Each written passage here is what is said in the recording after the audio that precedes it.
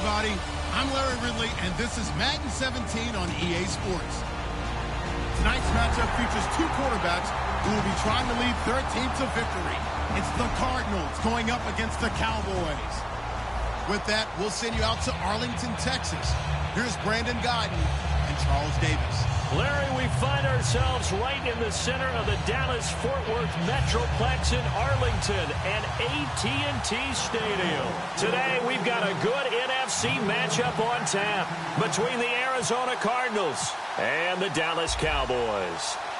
Dan Bailey now to put the ball in the air, and we are underway from AT&T Stadium. Now it's Ellington to return. Oh, he shifts past him, and he'll take it back to about the 19-yard line.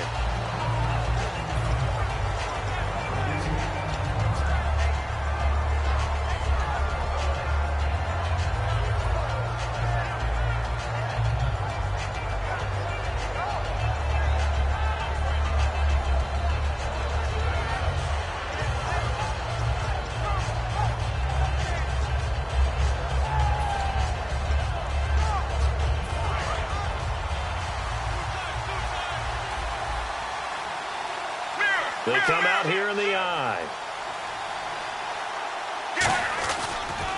A first carry now. This is Johnson. And he'll cut it to the left sideline.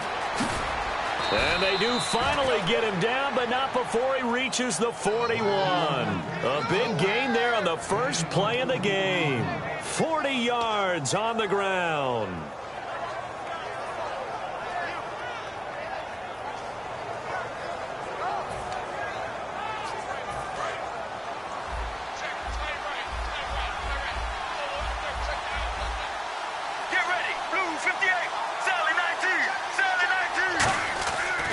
First and 10, it's Palmer. Fitzgerald bringing it in over the middle. Well, you know something, hard work and incredible efficiency does pay off, and that's Larry Fitzgerald of Arizona. 107 catches. I thought he's supposed to be getting older and slowing down. I was just going to say, people are wondering when Father Time's going to catch him, but he's too fast for Father Time. Right now, he's keeping Father Time at bay, and in fact, is still continuing to flourish in the desert. Andre Ellington, his first carry. And he's going to work this one down to about the 5. 7 yards on the pickup there, and it'll leave him with a 2nd and 3. Inside the red zone, and that means don't come away from there with anything less than 3 points, but everyone's thinking about 6. They're trying to get to the end zone. They decide to run a toss. Big people up front being mobile and moving, and a running back trying to follow behind them to find yardage, and that's exactly what he did. Here's Palmer to throw. Forced, and he's going to go down just outside of the 5, right around the 6-yard line. DeMarcus Lawrence able to collapse the pocket and drop him for a loss of a yard.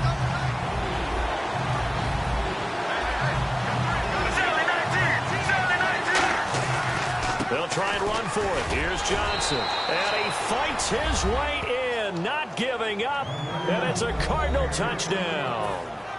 David Johnson, a 6-yard touchdown run. And the Cardinals take it all the way down the field and score on the opening drive.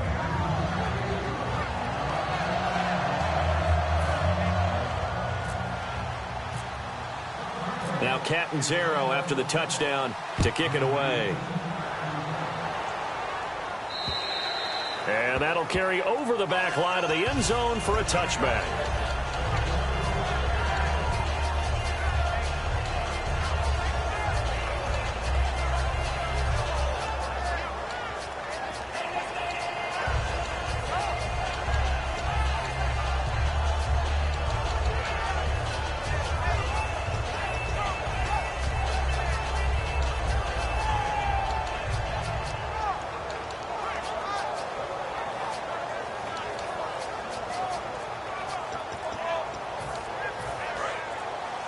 The play clock's running down. And now with the play clock winding down, Jason Garrett opts to take a timeout. They'll have 2 remaining as we step aside here in this first quarter.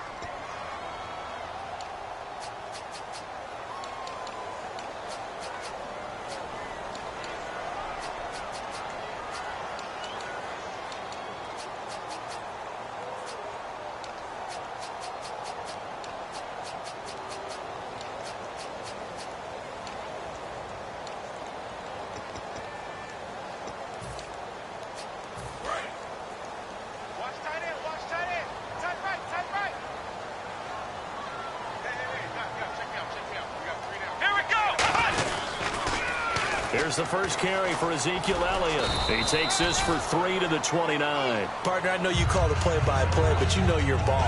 If I throw these numbers at you, all right, 6 yards shy of 2,000 of total yards from scrimmage for a rookie running back. What do you think? Sounds like me in high school. Sounds like you doing it, right? It's really fascinating in what he was able to do. The thing for me, though, he did that as a rookie.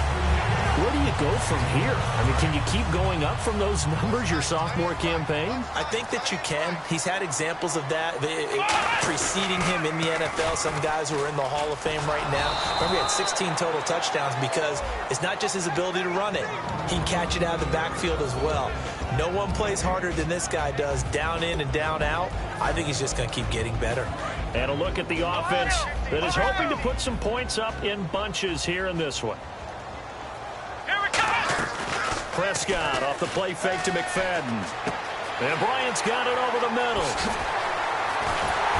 And he'll be taken down, but not before getting this inside the 30. That goes for a gain of 31. The well-executed slant routes are based on timing, and that one was hit just right. Ball out of the quarterback's hands quickly, right to the receiver. He catches it on the run, and you saw the end result. Big time run after catch. They love those rack yards. Elliott. And he'll get about 4 as he's brought down at the 24. In on the stop, Kevin Minter. Well, this past year, Arizona finished 7-8-1. Here are the defensive starters for the Cardinals. What do you make of this football team defensively heading into next year, Charles? Well, they're an aggressive group, and they didn't generate the same number of takeaways that they normally do. But I think that coming back in 2017, a great core of players, and they'll get Tyrann Mathieu. Trying to get it to Williams, but it's intercepted. Picked off by the linebacker, Kevin Minter. And a big turnover there as his guys will get the football back. Here's the Arizona offense now as they get set to take over. And it's a unit last drive that did it all on the ground, Charles. And they controlled it from the interior. Big on big, right? Offensive lineman versus defensive lineman. But you know, in order to keep the football moving downfield, other people have to get involved as well. Your wide receivers, your tight ends, lead runners, anything that you have possible to get in front and keep the ball moving. And now the defense may be looking out for a pass coming up. And here's the offense today that hopes to get off to a strong start.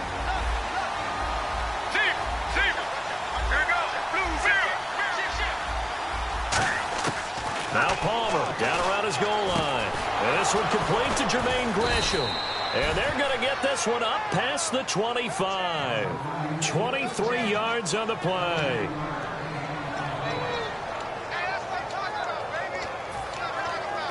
And this will probably be the last play of the quarter. Ready to go now in the second quarter. Brandon Gaudin, Charles Davis. It's the Cardinals in possession of the football, and they've got it here with a first down.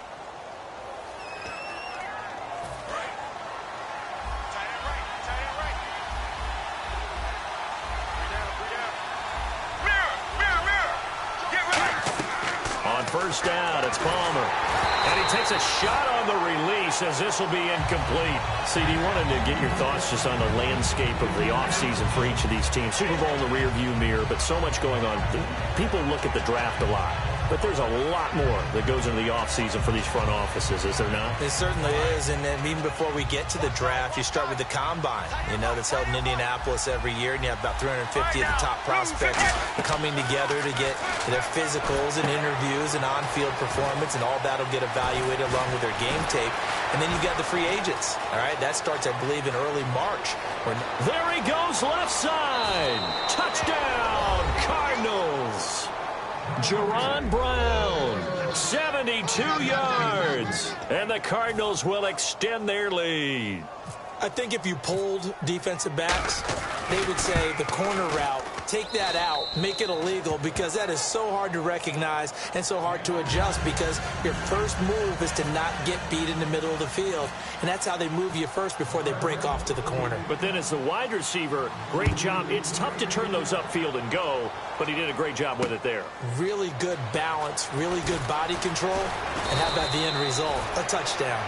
And a pretty good return here. He'll be stopped just shy of the 25 at the 24-yard line. And out now come the Cowboys. Looked like they had something going last drive. Then the interception happened. Will they recover? The memory they need to keep with them is that they did have something going. They were moving the ball on offense, had a nice sequence going. Don't worry about the other part. You can't get that back. Let's go back to what you were doing well before. I thought you were going to say they need to have no memory, but remember the good part, forget the bad. I like that even better. Trying to shake off the interception. He'll look to throw. And he finds his target, Terrence Williams. And he'll get this up to the 34-yard line. It's a gain of 11 yards that time, and it produces a new set of downs.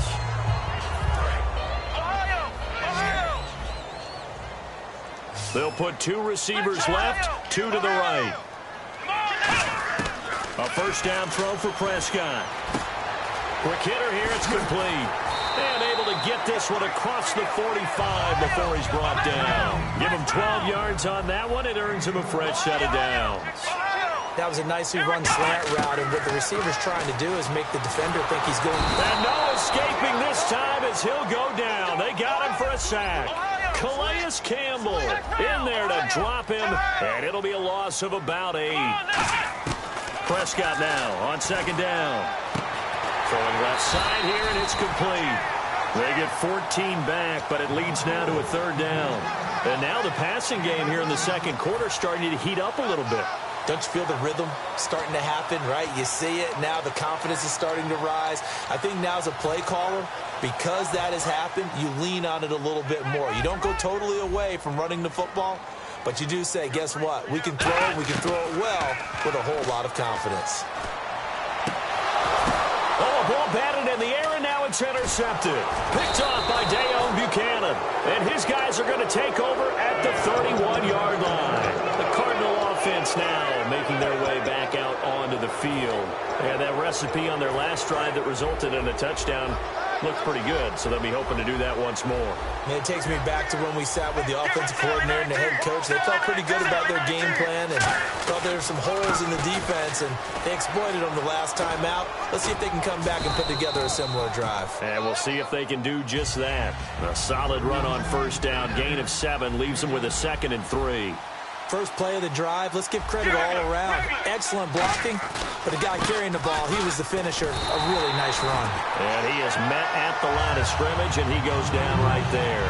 They'll lose a yard, and it brings up 3rd. The defense won that play so fast that I think if the running back even had time to notice if anyone was there, it was just a blink of an eye, and there was a loss on the play. 3 yards left to grab here on 3rd down.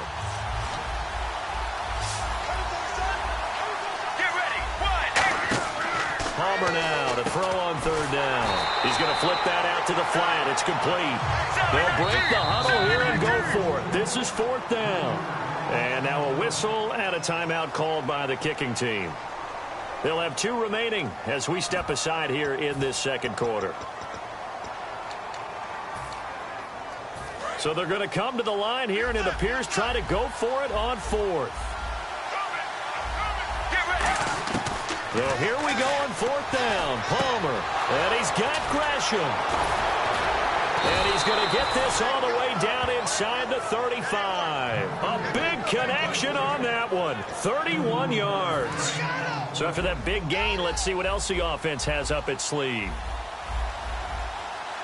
A first down carry here for Johnson. Cut back to the left. And the cutback, and he is into the end zone. Touchdown, Arizona. David Johnson with his 2nd touchdown here in this first half. And the Cardinals now adding on to their lead. And it is now 21-0.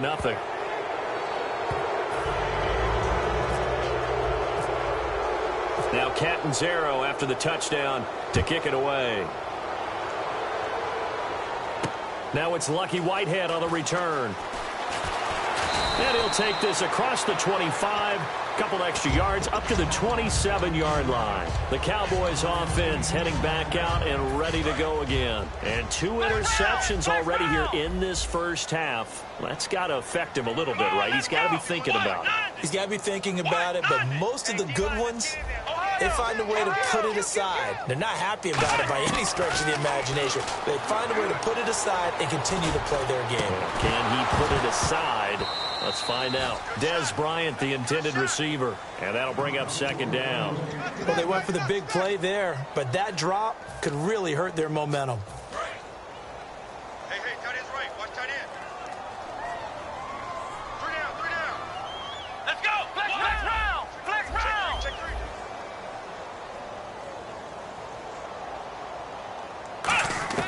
three. On second down, Prescott again. And Bryant's got it over the middle. And they get him down, but not before he takes it across the 40-yard line. 2 minutes remain here in the first half. We're back to Arlington right after this timeout. Here we go. They go play action here on first down. Got a man over the middle. It's Williams. They give him 15 more, and it's another first down. Quick pass play there on the slant, Charles. Works out well for the offense. The offense loves it. The defender hates it. Hard to get through the body of the receiver to get to the football trying to cover a slant. On 1st and 10, Prescott. He's got time in the pocket. And it pops free. The collision there jarred the ball loose and brings up second down. And he's certainly not a guy that drops that football very often. Indeed, because that's a bit of a surprise. I know he's in the middle of some traffic and people, bodies all around him, but he usually has the focus to haul that one in. A second down throw for Prescott. And he comes back with one complete. A really nice pickup of 14 yards, and it moves the sticks. So the offense has it 1st and 10. Simple slant route and part of a really nice hard throw by the quarterback. Nice timing between the quarterback and the receiver. They were perfectly in sync, and he put it right on him on the inside route. Oh, he's got a man wide open, complete. Give him 13 on the pickup there. And that leads to a Dallas first down. Red zone opportunity.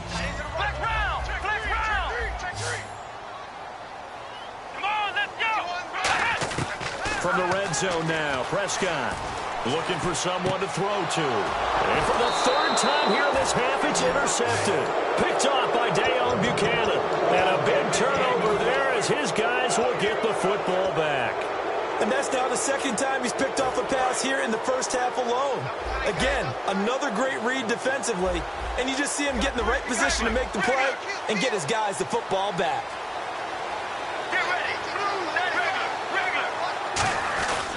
And they'll start the drive on the ground with Johnson. And not much there at all as he'll get this only up to about the 11. Give him a couple on the carry there, 2nd and 8. That's a good play by the guys on the defensive side of the ball. Held him to a gain of 2. And that changes the playbook a little bit now for the guy calling plays. 2nd and 8. Now he's got to probably think about going to the air instead of maybe staying with the ground game.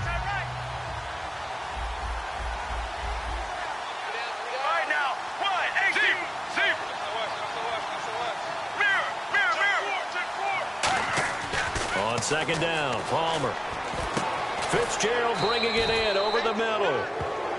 Now hold everything here. We're going to get a timeout by the offense. So that means they're down to 1 remaining here as we head toward halftime.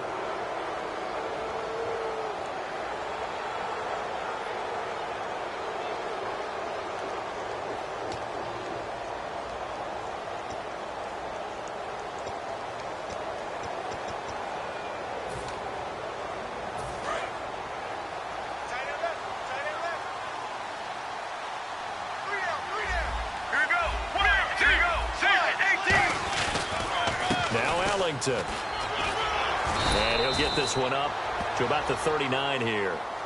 Now whistles come in. We're going to get a timeout here by the offense. And with halftime on the horizon, they'll be out of timeouts from here forward.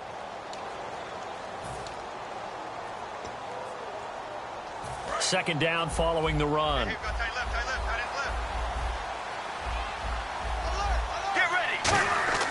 Now Palmer to throw on second down. And that is incomplete. 7 seconds remaining. Larry Fitzgerald was the intended target, and it's third and short. On any passes in the middle of the field, anyone who's going after the football is going to be conscious that it's probably going to be contested, and often physically. Sometimes that leads to drops. I see an extra defensive back on the field. Little surprise here on 3rd and 1. This is Ellington. First half in the books. You're watching the NFL on EA Sports. Welcome back. Halftime over. We are ready for quarter number 3. Alongside Charles Davis, I'm Brandon Gordon.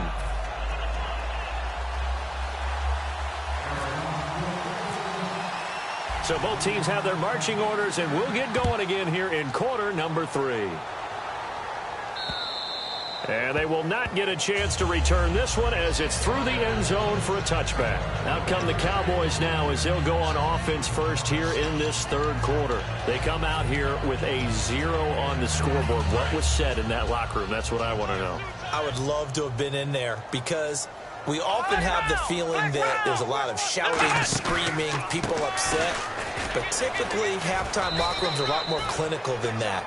And in this case, are they upset that the plays weren't working because of execution, or do they think they were just bad plays to call? Yeah. We'll find out pretty quickly here if they feel like they had something going, but they just need to do it a little bit better or not. We'll find out. On second down, Elliott. And he'll go down right at the 30-yard line. It's a 4-yard pickup there, and it leaves him with 3rd and 5. We always like to talk about defense in terms of levels. First level defensive line, second level linebackers, third level defensive backs. On that run, that was what we call a first level run, and it was stopped by a second level player. Prescott from the gun on 3rd. Nowhere to escape, and he goes down. Looks like the offense is going to take another shot here. They're going on 4th and 13. I don't care if you're taking it in round 1, you're undrafted, whatever. As a rookie quarterback in this league, you're going to have games where you face adversity like this. Lessons. All the time you're going to face these lessons. The key for this guy is, will he be able to bounce back in the next one? Because right now, this has not been his game. We know it's tough enough to pick up first downs on 3rd down plays, but when you go for it on 4th down, sometimes you're actually just praying, and on that play, the prayer was answered. And he gets it inside the 35 and just shy of the 30. It's a pickup of 16 there, and it'll lead to a new set of downs. And they're going to speed things up here. Prescott on first down. Firing quickly here, and that's complete. And he'll go down at the 28. The completion good for 3, and it's second down. Slant route's effective no matter who's running the route and catching the ball. But when you have a receiver of that stature, you have to be a little bit more precise throwing it. You don't have the same catch radius with the bigger targets. It's an 8-yard pickup and leads to a new set of downs. I think that's a big pickup for a first down because when you run a drag route against zone, you're sometimes asking for trouble because you might run into a defender. Yeah, well, there they ran into a first down. Executed it to perfection. And he gets it down close to the 10-yard line.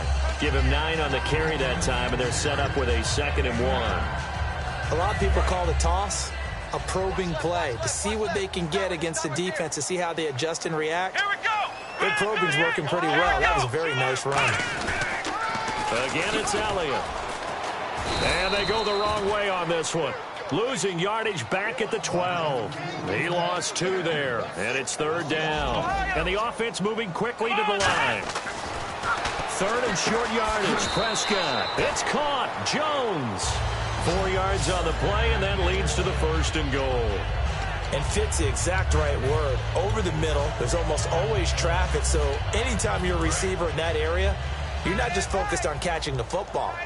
You're wondering where the collision's going to come from, right? Because there's almost always someone there able to concentrate, catch it, and even added a little extra at the end with a short run. Give him 4 on the carry there. It's 2nd and goal. And now for the offense, this is play number 11 here on this drive. 2nd down, Prescott. And he'll take it into the end zone for a Cowboy touchdown. Jason Witten from 4 yards out. And the Cowboys cut into that lead. Boy, it's nice to have that big, reliable target you can go to. Each and every time. A lot of people see that position as a fallback. Throw it to them when all else fails. Not at all. This guy can make plays, and that's exactly what he just did. Yeah, play here for a touchdown.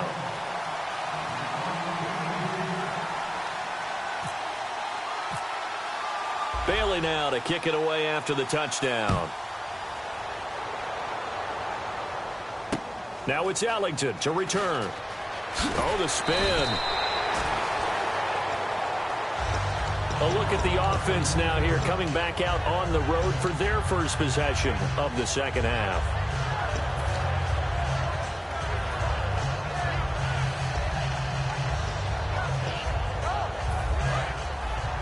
Looking to jam the receivers at the line here. Press coverage look defensively. They come out here in the eye. They begin the drive with Johnson. And he'll power his way up near the 25. Give him 5 on the carry there, and it'll be second down. And that's exactly what you want on a first down run. Pick up 5 yards, bring up 2nd and 5. The defensive line, though, they've got to figure out a way to out-leverage the guys up front because the offensive line is winning at the point of attack.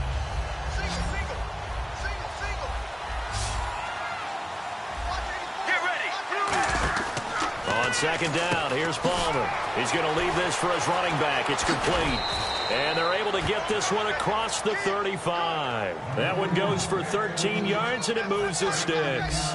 We always talk about having to read defenses and how complicated that is. Well, this was an excellent read. Read the pressure and got rid of the football before it even got to him for a nice game. And when they're blitzing like that, running back usually a good spot to go with a football? Without a doubt, because he's right in your sight line or he's near you. So you're able to just get it to him easily. And once he gets in space, that's usually a good matchup for him. Well, the offense lining up 1st and 10.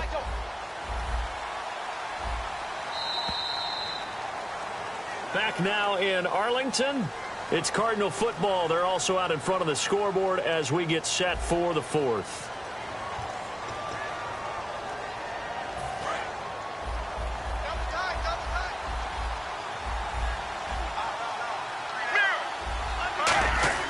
On first down, it's Palmer. And a quick throw here, that's complete. And he'll get it out a couple yards shy of midfield at the 48. They'll get a couple yards on that one, and it'll make it a second down. And now it looks like they're going to be in the hurry-up. Here's Palmer to throw. And Gresham's got it over the middle. And he eventually goes down, but not before reaching the 30-yard line. He's played a great game. It continues right there, even with this lead, confident to throw the pass and have the reception made. There's no doubt who the leader of their team is there? There's no doubt who they want to ride all the way to the finish. Because strategy would tell you, run the football, run the clock down. Instead, they're letting him throw it because they feel that confident in what he's getting done. Brandon Carr there to make the stop. And in this situation with the lead 4th quarter, they're liking keeping the ball on the ground, I'm sure. That's just smart football, but you know the defense has to know it as well. They've got to stop them here. So now we're going to see that loading the box in a big way. 6, 7, 8, 9, whatever it's going to take. It's a little bit more pressure on your big offensive line. It looked like they had something there, but I think that he was thinking about running with the football before he actually hauled it in, and that led to a big drop. Now play number 7 of this drive, but it's a tough 3rd and 9. Here's Ellington. And he'll go down here right around the 23-yard line. Well, the offense is not leaving the field. They're going to stay out and go for it on 4th and 3. I know the toss play begins with the guy taking the snap and turning around and tossing it to the runner.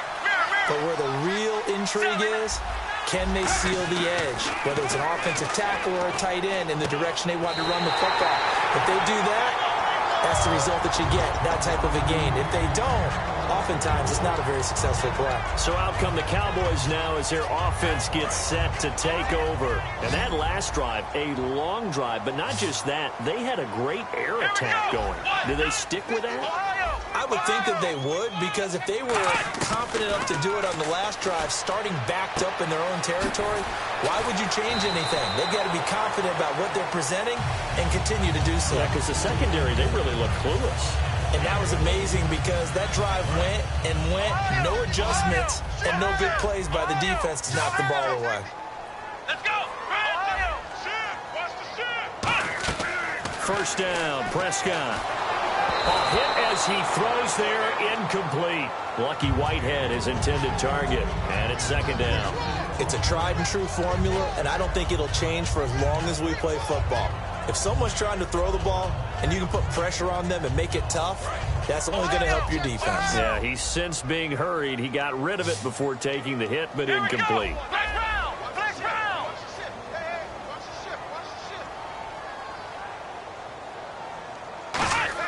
A second down throw for Prescott. And Bryant's got it over the middle. And he's taken down, but not before getting this across midfield and just shy of the 40. Well, even after all those interceptions, he's not deterred, still confident to go deep at work there. I think all the old rules about playing that position still apply. If things go wrong, you still act like you're the best player out on the field. And his pass is intercepted for the 4th time today. Picked off by Dayon Buchanan. And they will take over at the 29-yard line. Arizona getting ready to go as they take the field. They had a great drive going last time. They were moving the ball, and then all of a sudden it just stalled out. So we'll see what they can do here, Charles. And it's always easy to second guess when you don't get it on a 4th down try. But they had to like the feeling that they had going on offense. They want to continue to see if they can capture that again on this drive and maybe get in the same position. Yeah, and that's, I mean, like I said, they were moving the football. It's not like they went 4 and out, so I don't think it's a deal where the offense doesn't have confidence. No, I agree with you totally on that one. If anything, they may have gained more confidence. Okay, they stopped us once. That's all right. Let's keep moving it. Make them do it again. Pretty good running there. 9 yards. Sets up a 3rd and 1. The 4th quarter here, they've got the lead. They want to keep it on the ground. That's what they're doing. Smart football. Keep the clock grinding. Keep it going. But you got to figure now, they're going to see more people stacked up at the line of scrimmage as they try and bleed it out. On 3rd and 1, it's Palmer. And he's got Fitzgerald.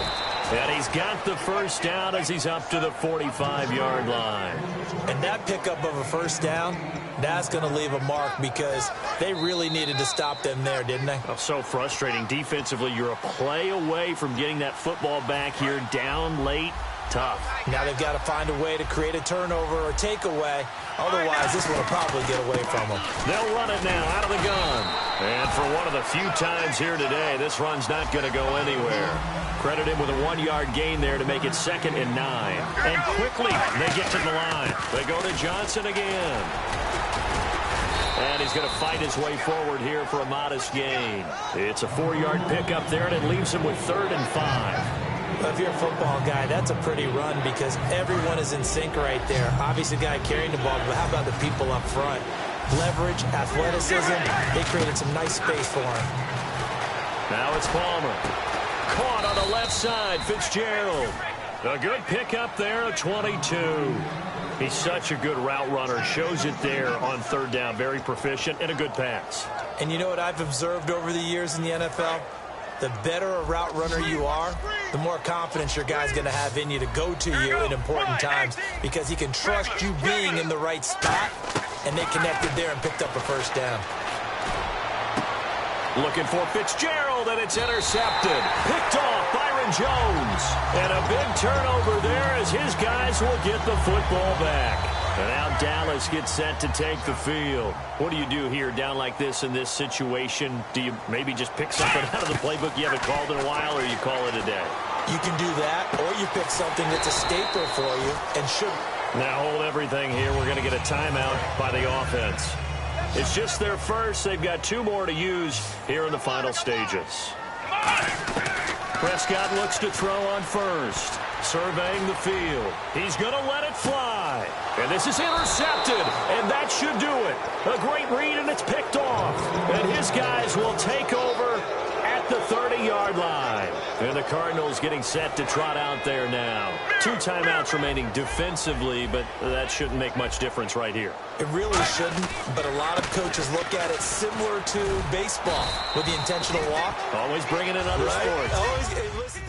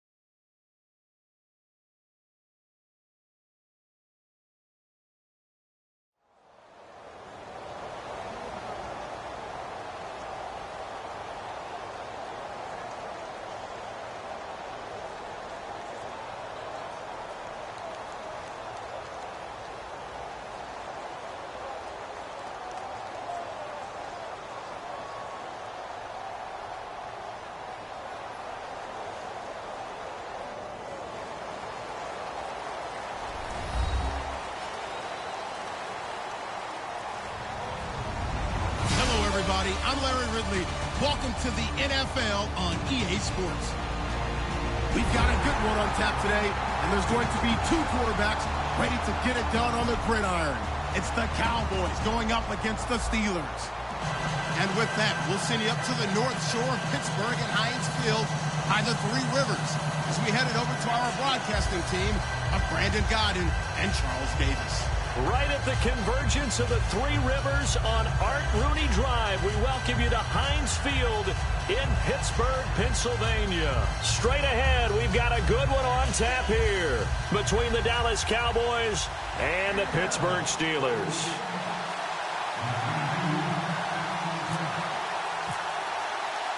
Dan Bailey now to put the ball in the air, and with towels waving, we're underway from Heinz Field. This fielded a few yards into the end zone. Then he'll bring it a few past the 20 to the 23-yard line.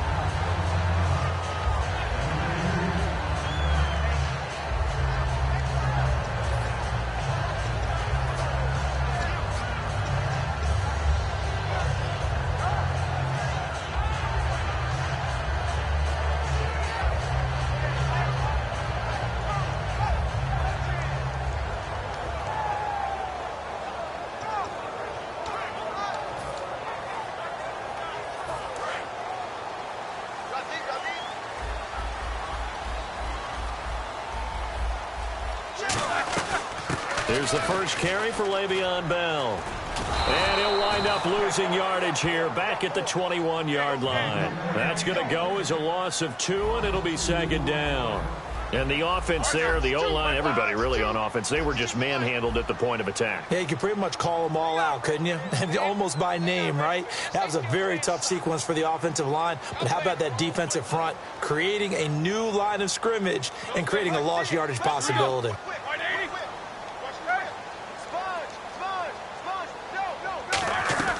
On second down, Roethlisberger. He's going to sling this deep downfield. And incomplete there. A nice hit. Jars the ball free and brings up third down. On your screen now, here are the offensive starters. At wideout, Antonio Brown is certainly someone that the defense always has to account for. Without a doubt, a true #1 receiver. It doesn't matter to him how defenses want to cover him. He sees it as a challenge and knows how to defeat them. 3 and out, a real danger here on their opening drive as they come up on a 3rd and 12. On third down, Roethlisberger. He's going to take another shot here. And he fires one that's intercepted. Picked off Byron Jones. And the return stops at the 39-yard line. Certainly not how they envisioned ending their opening drive here in the first quarter. Too many ones in this play. First quarter, first drive, first interception thrown. And that last one, that hurts.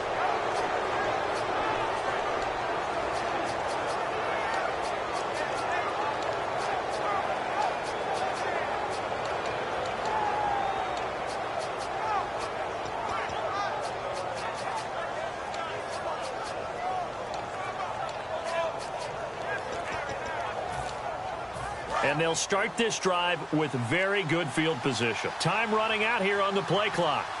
Now with just 1 second showing on the play clock, we're going to get a timeout. They'll have 2 remaining as we step aside here in this first quarter.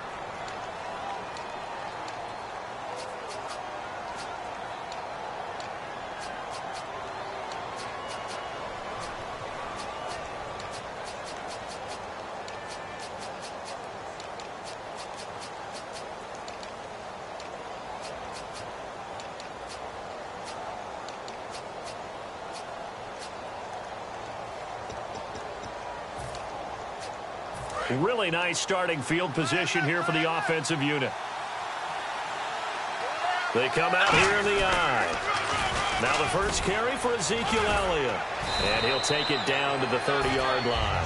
A nice run there, 9 yards, and it'll be second down. Some runs are blocked so well, you almost forget that someone has to carry the ball to gain the yardage. The leverage by the offensive line to create space up front, really well done. They go to Elliott again. And inside the 20 before he's brought down. 12 yards there as they move the chains. He's quite an eyeful, isn't he? Big, strong, physical guy. When he came out of school and when I looked at my draft board, I went back through my notes to see how I had him rated. The number 2 back on my board coming out of college. Why? As I mentioned, big, strong, powerful guy, faster than you would think, and has the ability to catch the football out of the backfield, something that we didn't know he truly possessed. We saw that in the offseason workouts. Now he's putting his running ability to good use in the NFL. This will be caught just inside the 10. A glance back at 2016 for Dez Bryant. 50 receptions, under 800 yards, had 8 touchdowns. What do you make of the season that Dez had? Well, remember, it started with Dez injured, so it took a little while for him to get started. I'm going to make a bold prediction for you. Would not shock me at all if he doubled his catch number next year and darn near doubled his receiving yardage total. Because if he's healthy all year long, they're going to want to take some pressure off of the run game themselves, and Dak Prescott in his second season should be that much more confident throwing it downfield. Here's the offense, and I don't know what more you can say at this point in his career about Jason Witten. You just give him full respect. This is a guy who knows how to do everything on the football field. Not just catch the ball, but huge in the run game with his blocking at the line of scrimmage. They'll try again with Elliott. And the hole closes quickly here. He can fight only to about the 4. Call it a gain of 2 as they're knocking on the door now. 3rd and goal. And some extras coming up on the line here, readying for the blitz. And that is incomplete. He was looking for Terrence Williams that time. And it's 4th and 4. And you really can't pin that one on the quarterback, Charles. The O-line, they've got to protect them. And they know it. That's their meal ticket. They want to take care of the big guy behind them. In this case, they let him down. The Cowboys will turn it over now to Dan Bailey for the field goal try. From the right hash, and this one just a chippy. And Bailey able to knock it through. And the Cowboys are going to jump out to a 3-0 lead. So our initial drive here this afternoon results in 3. I'm not sure that was a statement necessarily, but getting points on the road, never a bad thing. No question about it, Brandon. You had a crowd that was all fired up during pregame introductions, yet you're able to quiet them just a little bit by taking the early lead. And a short kick, taking it about the 16. And they're going to start this drive in pretty good shape as they get it up past the 30. And Pittsburgh getting set to take the field. And following the interception, just any interception, are you a little bit more cautious when you start that next drive, or no, you just throw that out the window? I think you are. I don't think that there's any way you can run back out there and go, totally didn't affect me. Let's just go ahead and be loose with the football again. You're going to take care of it, but you have to be careful about being too cautious because now you can't run any offense at all. Still want to attack. We'll see how they attack them here. Go, go, go, go. Check it. Alert. Under 10. Under 10. 10. Check 16. Alert 3. Alert 3. Alert 3. Easy. Check 15. Check 15. Trying to shake off the interception. He'll look to throw. And he'll be hit as he releases it. And that'll fall incomplete. And a look at the defense for the Cowboys. Morris Claiborne is a former first-round pick at cornerback with skills that can match up with anyone when he's at his best. 2.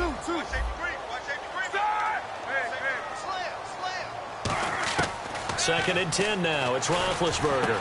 Over the middle. It's caught by Rodgers. And he'll be taken down, but not before he gets into enemy territory. And that's one of his advantages of a passer, is it not? With his height, setting back there in the pocket, firing it over the middle, he can really see everything clearly. It is, and I know that other quarterbacks get it done different ways, all right? You don't have to be his height to make a great play. But what he does is he takes away having to make those slide steps in the pocket to find angles to throw the ball through. He just throws right over the top of it because he can see everything, and sometimes that saves time and gets the ball to a receiver quicker. Again, it's Roethlisberger. And his throw here is incomplete. Marcus Wheaton was the one he was looking for. And it's 3rd down. That was a classic example of trying to run with the ball without securing the catch. He was thinking about those rack yards instead of making the catch first and then taking off.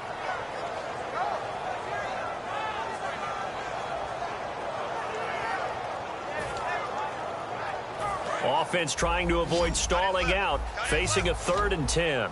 They come out 5 wide, 3 of them to the right side.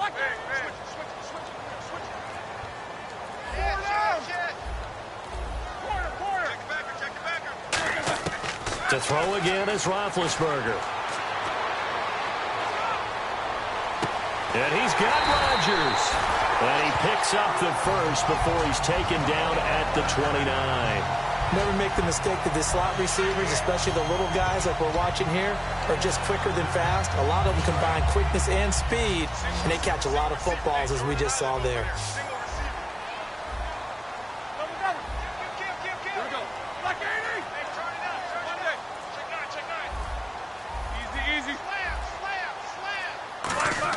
They'll throw on 1st down with Roethlisberger.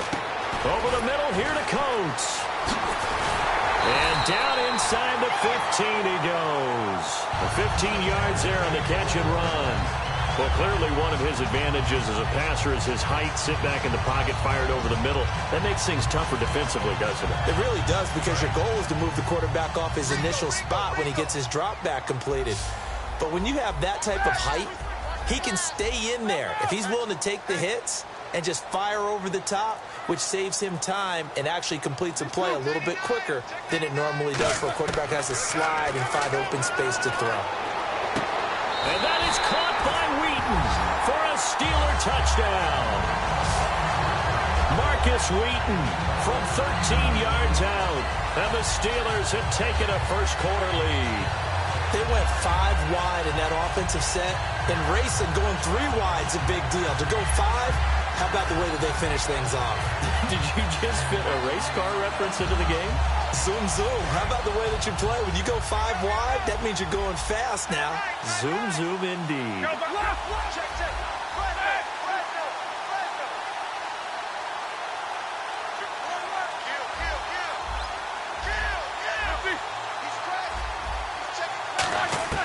Roethlisberger looking to throw.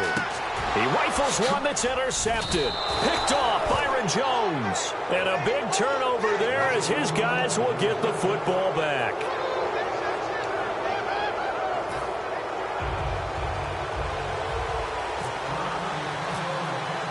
Boswell now to kick it away after the touchdown. This is fielded a couple yards deep.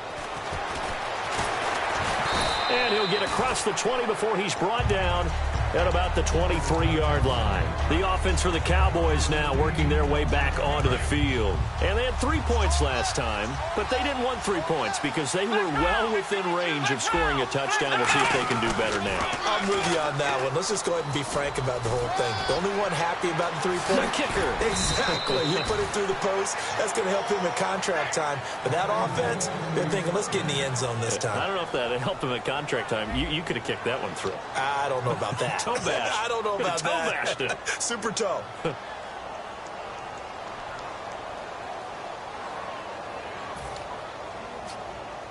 So here we go, 1st and 10 now.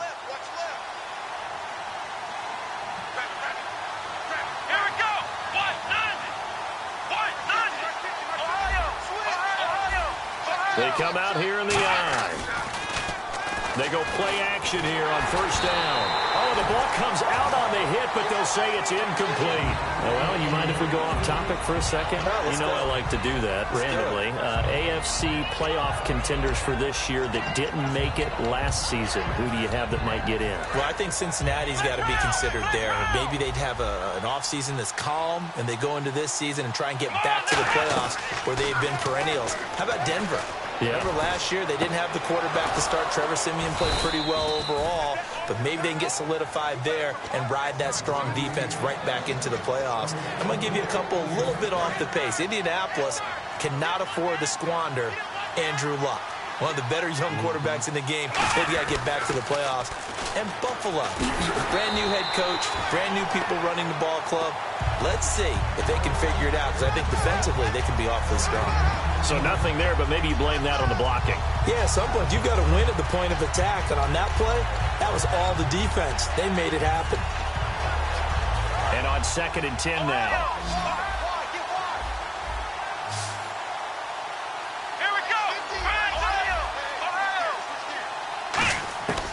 Prescott now on second down. He finds his target, Terrence Williams. Give him 11 yards that time and a new set of downs.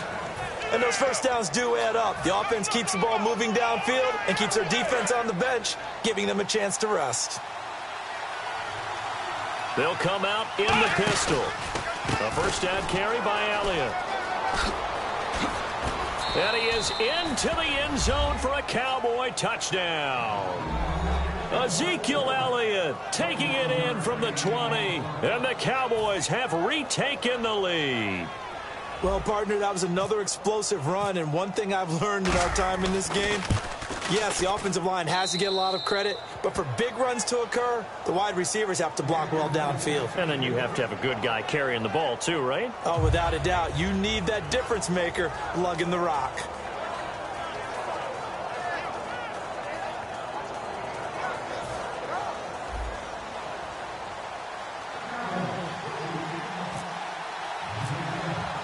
Bailey now to kick it away after the touchdown. This fielded a few yards into the end zone. And the decision to come out is going to cost him 5 yards with a new rule as he's taken down right at the 20-yard line. The Steelers offense now, they get ready to head back on the field. And they're hoping to capture some of that magic they had last time out when they were able to put together a scoring drive. But they're still down here, Charles. Not the major concern, though, because of what you talked about. They scored the last time out. They feel good about themselves. They feel like their game plan is now in effect. They know how to attack and what plays they want to put together. But they've got to keep it moving in the right direction because, as you did note, they are down on the scoreboard. Easy, easy. Blue 30. Hey, Mike 52, Mike 50. Kill. Hey, keep on tight. Keep on tight. Next Mike. Check three. Now Roethlisberger on first down. He's going to look deep down the field. Well, this is taken in. It's complete. And he'll be taken down, but not before he gets into enemy territory. You know, when I see passes like that, I'm reminded of something you and I talked about yesterday. Big Ben was a wide receiver the first 3 years of high school, sitting behind the coach's son. And then he finally got that opportunity. I think he's made the most of it. It's always the coach's son, isn't it? But you know where it helps him? When he looks downfield, he knows what the receivers are going to do. He actually has wide receivers' eyes when he's throwing the ball. Here's Bell. No gain on the play that time, and they'll look to convert on what will be a 3rd and 4. In a 3-4 defense there and against the run, a lot of responsibility can fall on that nose tackle. A ton of responsibility, no pun intended, because they've got to deal with not just the center, both guards, and a lot of times they have to eat up double teams in order to let the rest of the guys get to the football. But how about that play? He not only did he eat up the double team, he ate up the ball carrier as well. I was going to say, talking about puns, you said eat up the double team. And on 3rd down, the Cowboys bring in an extra defensive back. Now Roethlisberger to throw. A screen to Bell. And he's able to get it to the 33. Good enough for a first down. It goes as a gain of 8, and it moves the chains. And Brandon, from our time in college football, where receivers weren't running the traditional NFL route tree, one thing they did learn, find open areas, find soft spots, and set up and catch the ball. And I think we just saw that there. Yeah, we saw that indeed, picking up the first. And room there to work it inside the 25. That one good for 10 yards. And that'll make it 2nd and a foot or so. Not an ideal spot to be on first down, but I love that the play caller did not immediately abandon the running game and say, okay, we've got to throw it in order to pick it up. Stayed with the run, was rewarded with a big-time pickup. Now they're in 2nd and manageable. So an entertaining first half, and now we have hit the 2-minute warning.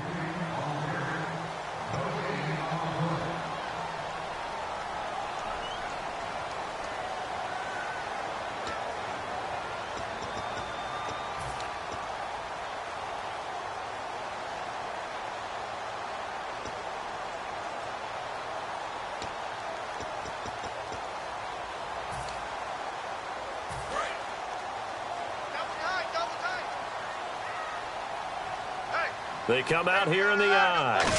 Roethlisberger keeps it. Only a gain of a yard there, but it indeed gets him a new set of downs. Well, I liked it. Just take the snap, burrow forward, pick up the few inches you need for a first down. And defensively, I don't think they were expecting that. They looked a little surprised in the middle. Yeah, a little bit wary there, weren't they? Because that can be a throwaway down where maybe you go. And he's in. Touchdown, Steelers. Le'Veon Bell, a 23-yard run. And the Steelers have once again taken the lead. And they're able to run it in. It started with a battle in the trenches. They won there, and they got in for 6 points. And that's going to be a tough one for the defense to deal with. They've got to go to the bench now and figure out how are we going to slow down this running game, because on that particular play, they had no answer.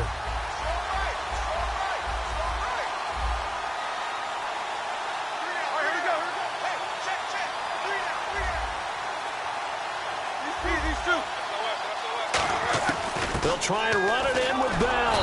And he got it on the touchdown run, but he won't get in here. He'll be stopped short, and they'll come up empty on the try for 2.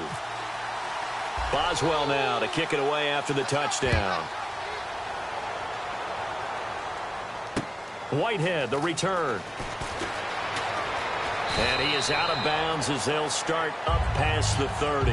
And now Dallas gets set to take the field. And they're going to need another score. Got one last time, but still down here.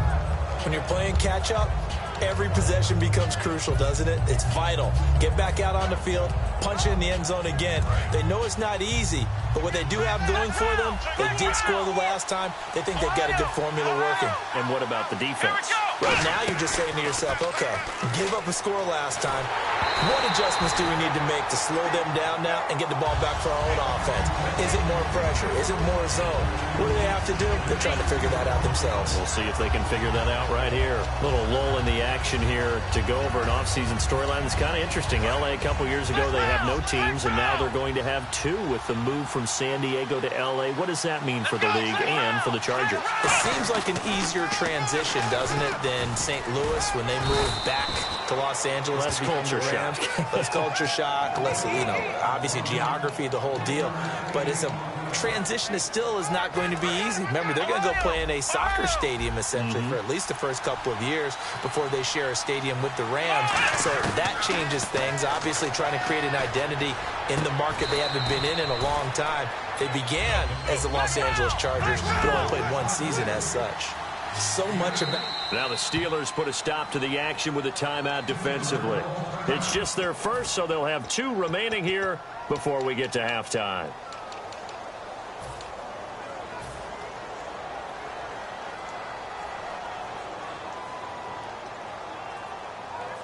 And how about this one now? In their own territory, a gutsy call. They're going to go for this on 4th and a yard. They're indeed going for it. It's Prescott. Quick hitter here. It's complete. And he's got the first down before being taken down at the 46. 14 yards there on the pickup. And on 4th down, they're able to convert and move the sticks. Here's Prescott. And he will find his man on the outside. It's a gain of 14 there. And it'll be a Dallas first down. And now they're in the hurry-up. And some changes here as the D-line separates some. They'll put 2 receivers left, 2 to the right. Defense really showing respect to the deep ball here, playing off the receivers. Looking to throw. Prescott. Caught left side. Williams. Now whistles come in. We're going to get a timeout here by the offense. So that means they're down to 1 remaining here as we head toward halftime. And the defense with their backs against the wall a little bit here as the offense is in the red zone. Let's go! Flex round!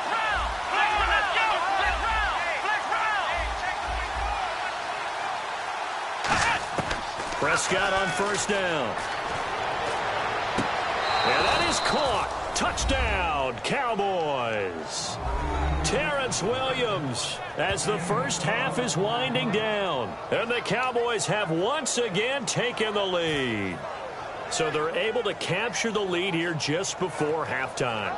And not only that, they get the ball to start the second half. That's right. This is almost like basketball down the stretch, right, where you get the 2-for-1 situation where you try and get 2 shots to your opponent's 1. In this situation, they got the touchdown. They'll get another shot at to start the second half. Could be a big turnaround. And the lead is up to 5.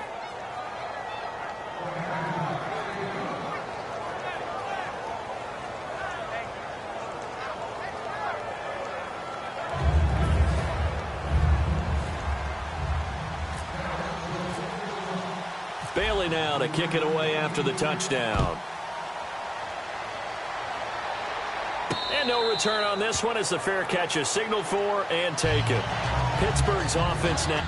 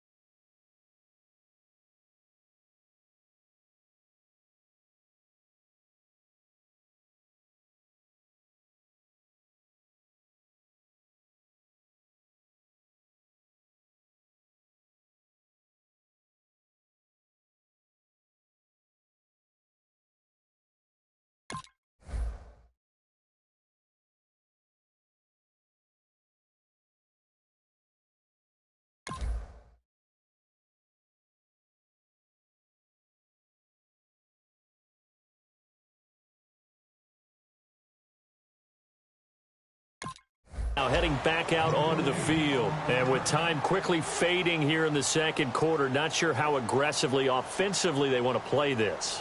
I think we'll find out just how much they trust their guys in this situation if they decide to take a shot.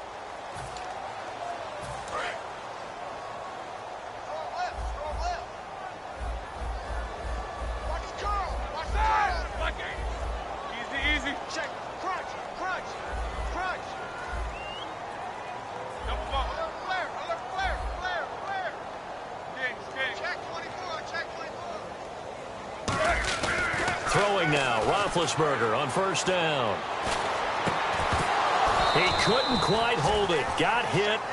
Ball pops out, incomplete. After watching him drop that slant, I can hear my old coach's voice ringing in my ears right now. You can't run with the ball until you catch it. Trying to get those rack yards before he secured it. And unless this is a quick incompletion, this is likely the last play here of this first half. So the D-line's going to spread out.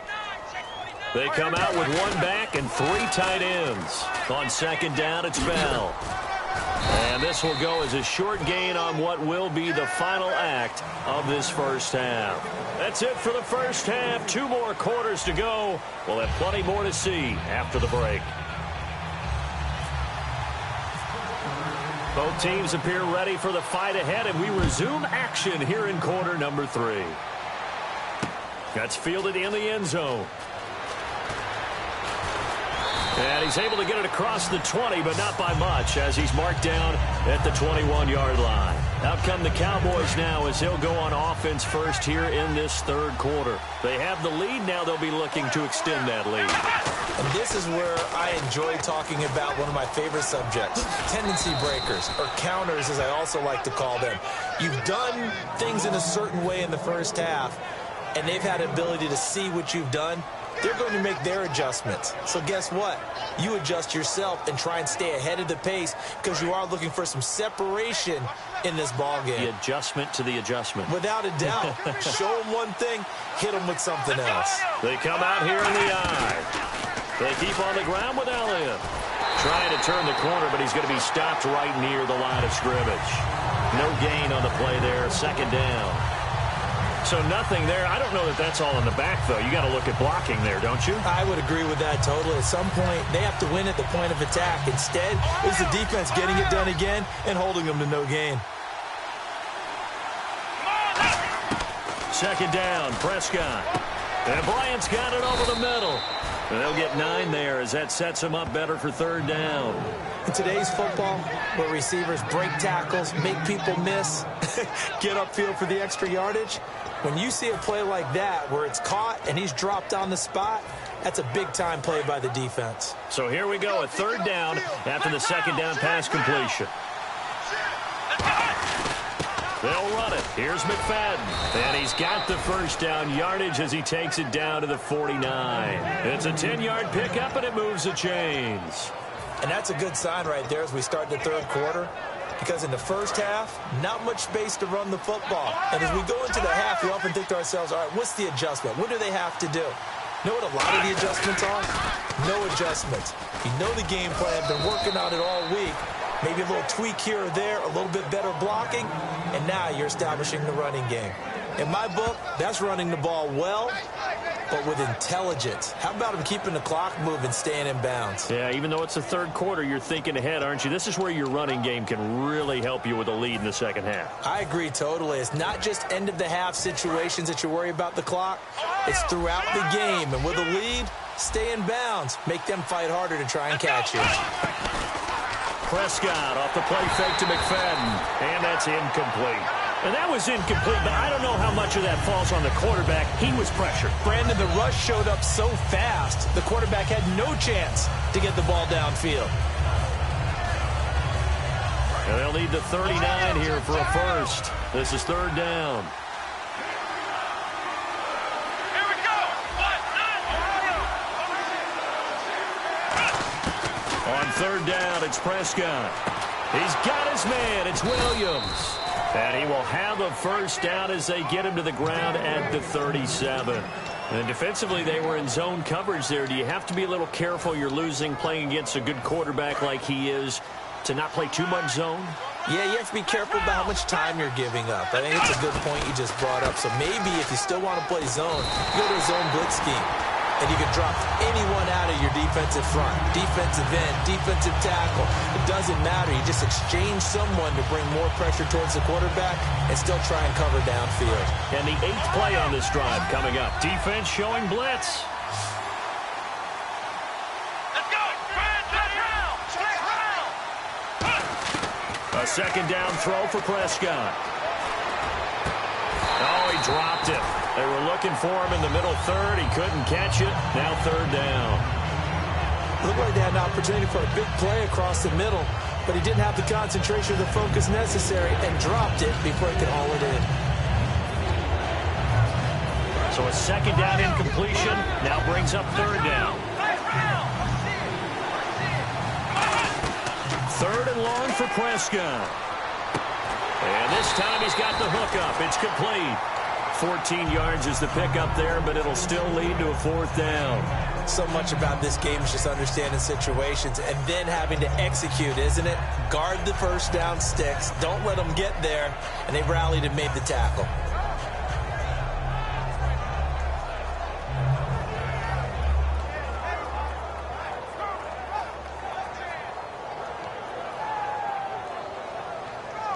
It's a 47-yard field goal try from here, but instead they're going to opt to go for it on fourth down. They come up at an offset eye. Now Prescott, and it is incomplete. Let's look ahead for a quick minute. We don't have the schedules yet for next year, but what we do have are the 5 international games that will be played, 4 in London and then 1 again in Mexico, Jacksonville, Baltimore, Miami, New Orleans, Cleveland, Minnesota, Rams in Arizona, those in London, and then Mexico's going to get a great game. The Raiders and New England. Yeah, you're exactly right. And just think about the ones in London. Remember, they're splitting them between the 2 different stadiums in London, so they get a different flavor in all of these places.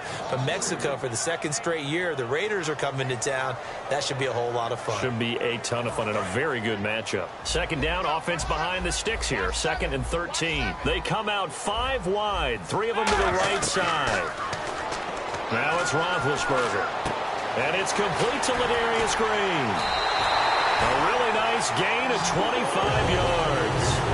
When you're playing a quarterback with some experience and some moxie, you enter the danger zone when you decide to blitz him, because if he's able to diagnose as he did on that play, he can hurt you downfield. He reads defenses so well, doesn't he? He really does, and the best part about that play for him, I don't think that was his primary target. I don't think so either. I think he had the read, figured out where the blitz was coming from, and went to a secondary target for a really nice gain. The linebacker, Anthony Hitchens, there on the stop.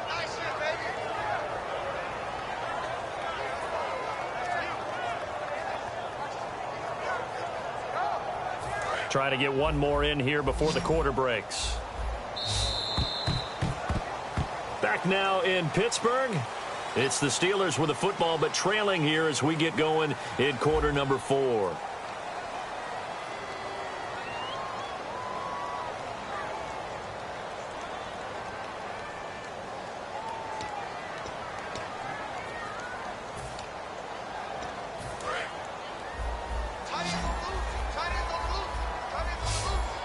They'll come out in the pistol.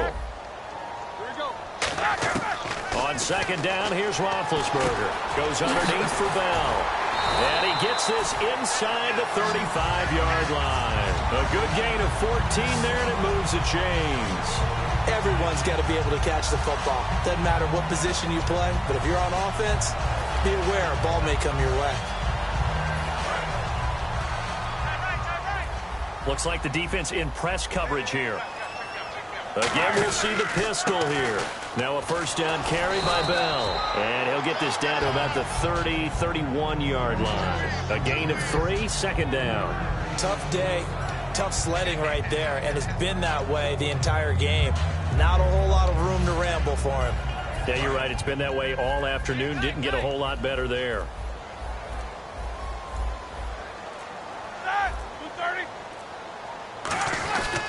They stay on the ground. This time it's Williams.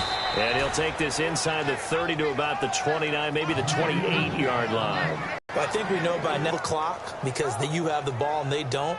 And often the physicality sets the tempo for the game. Third down and 4.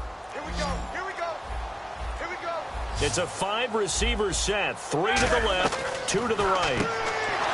Trying for Brown, and it's intercepted. Picked off by Brandon Carr. And the return comes to a halt right at the 44-yard line.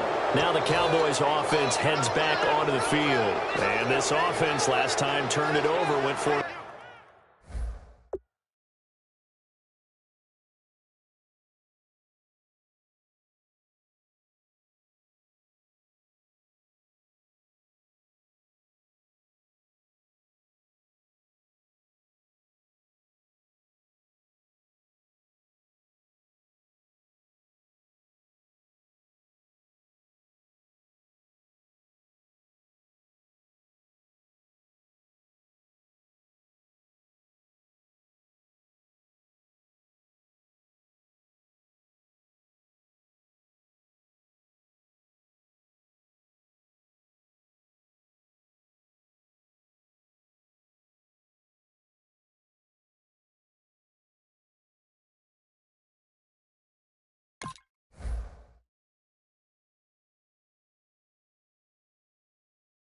On fourth, didn't get it. They're lucky, though, because no points against the team on the board, but we'll see how they respond. Yeah, they've got to get a lot of credit to their defensive teammates, don't they?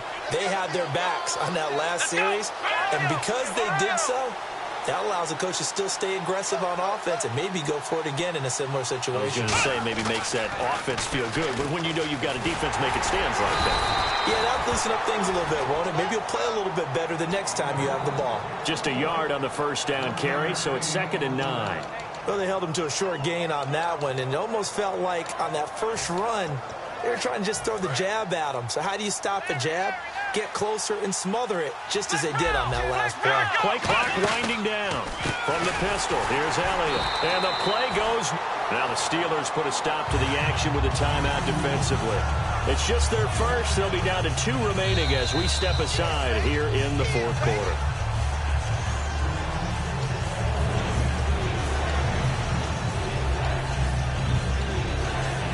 Well, he challenged the play. It did not pay off. And that means he lost a timeout in that challenge. And as a coach, you hate that. Don't know if you took the advice of the player. You threw it yourself, but it didn't go your way. At the end of the day, it all comes back to the head coach. He has the final determination on whether to actually challenge the player or not. In this case, it didn't pay off for him. And that's got to be so heartbreaking. You throw that flag, you probably feel really confident, and then all of a sudden, boom, you lose the challenge. Yeah, when you take a look at it, you're throwing that flag because you believe you're going to be right. And when it comes back the other way, you have to regroup. They'll pitch it out to Elliott. Stays on his feet. And he'll fight forward maybe to the line of scrimmage, but that's all. And play is stopped here. Timeout. It's the defense calling the timeout here. So that will leave them with no timeouts left. Still plenty of time on the clock. We'll see how that affects things here in this fourth quarter. Back to the ground, but here McFadden. And down to the 36-yard line here. 9 yards on the pickup there as they'll be left with 3rd and 1.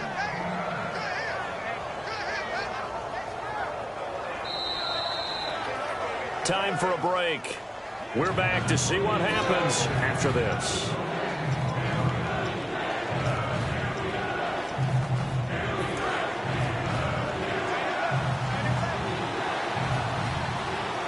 They come out here in the eye. They'll try and run for it with Elliott.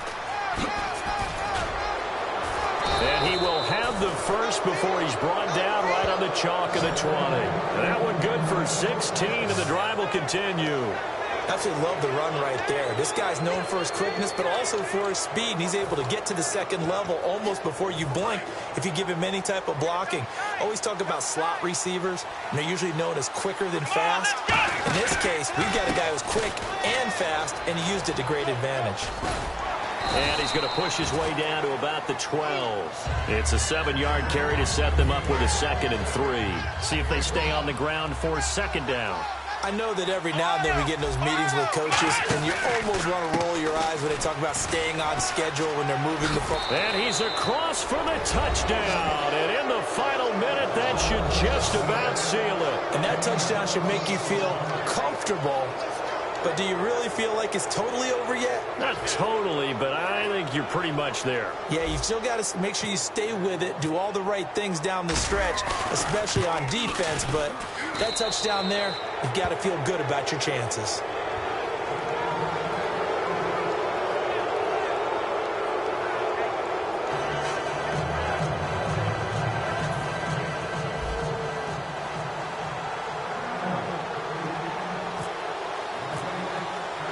Bailey now to kick it away after the touchdown. This is fielded a couple yards deep. And last year that would have been a net gain of 5 on the return. This year he stopped where he would have been if he had taken a knee, and that's at the 25. Now the Steelers offense gets ready to get back onto the field. They have a little bit of time left here, but this one not going to go their way. And this is where, in this situation for me, you just go ahead and run out the clock, shake hands, congratulations, and move on. Because now, you're not going to make up for what's happened during the game in this last sequence. We'll see what they do here in this last sequence. Now a desperation throw deep downfield. And this is intercepted, and that should do it. Picked off by Barry Church. And his guys are going to take over at the 39-yard line. Here's the Dallas offense now heading back out onto the field. The clock cannot be stopped here. Defense can't do anything. So kneel it down, take it home. No doubt about it. It's what you practice for in winning situations each and every week. Victory formation. Take a knee and go on into the locker room and sell it. Ezekiel Elliott going to take it the distance. Touchdown, Cowboys. Ezekiel Elliott, 60 yards. And the Cowboys will add on to their lead. So a little icing on the cake there before the clock hits all zeros. What a way to finish things off. Exactly what you want. Not much time and a touchdown to put things away.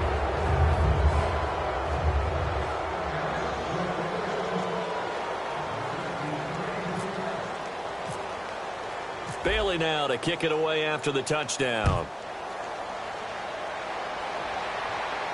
This is fielded a couple yards deep. And the decision to bring it out is going to cost him about 7 yards all told as he's taken down back shy of the 20. The Steelers offense now, they head back onto the field. They're down big here late. I don't know. You just one last drive here for pride? Some people like to do that. I remember playing for a guy once. We were down huge, and someone said, "Coach, what do you want to call?" He just waved a hand like, "Who cares? Let's get out of here and do something some other time." But some teams like to do something at the end to feel a little bit better as they continue to move forward. Yeah, probably just want to put this one behind them, and that will be incomplete as time has run out on this football game. Well, Charles, it's great to win at home in the NFL. When you win on the road, It's a little extra special, isn't it? It is, because, let's face it, in most cases, you're not expected to go on the road and win in the National Football League. It just doesn't usually compute. So to get out there, get that done, and then head back to your city with one in the victory column, oh, that's a fantastic feeling.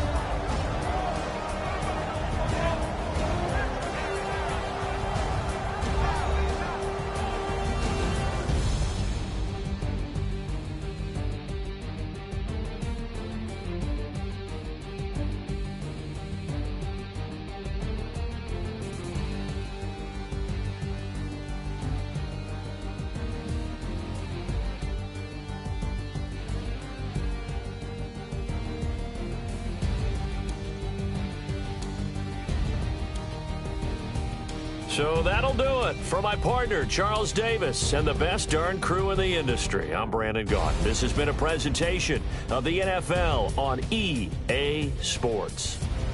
With that, we sign off from Heinz Field.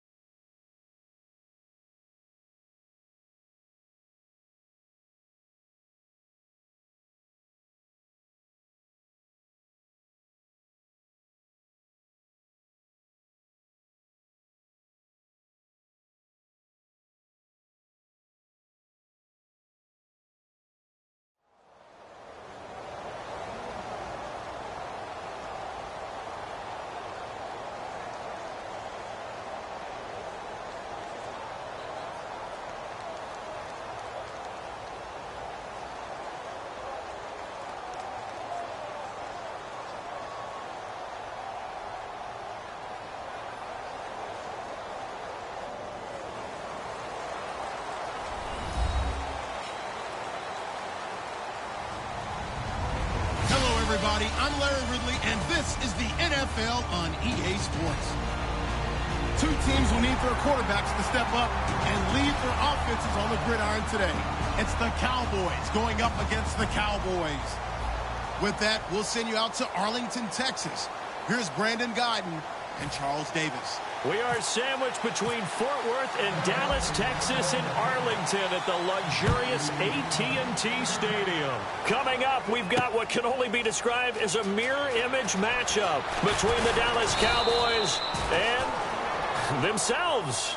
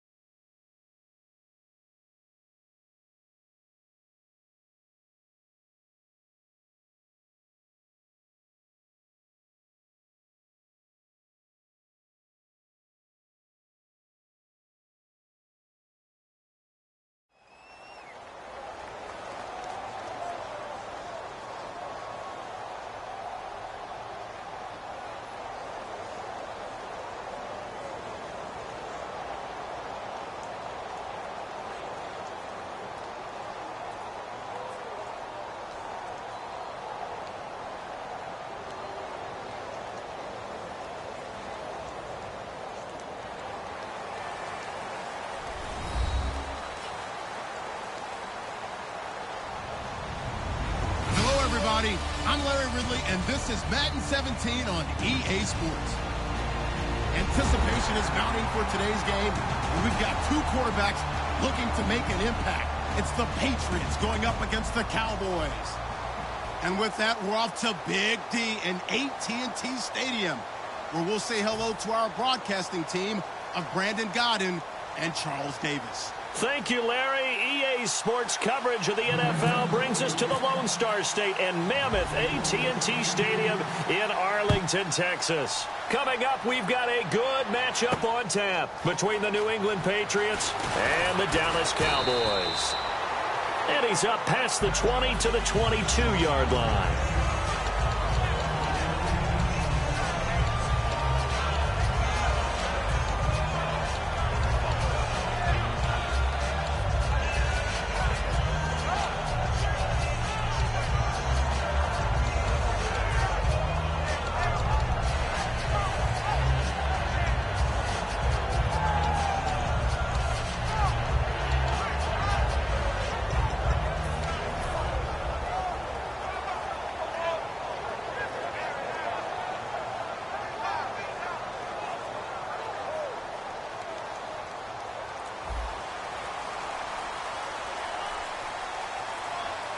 They'll need to get the play off quickly.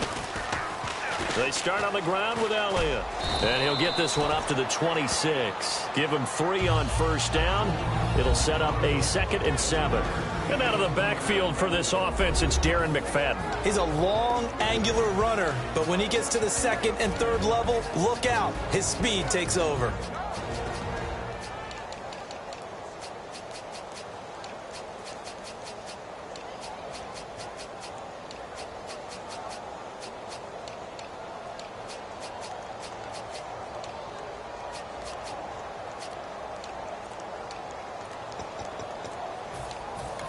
And with the play clock at 5, we're going to get a timeout. They'll have 2 remaining as we step aside here in this first quarter.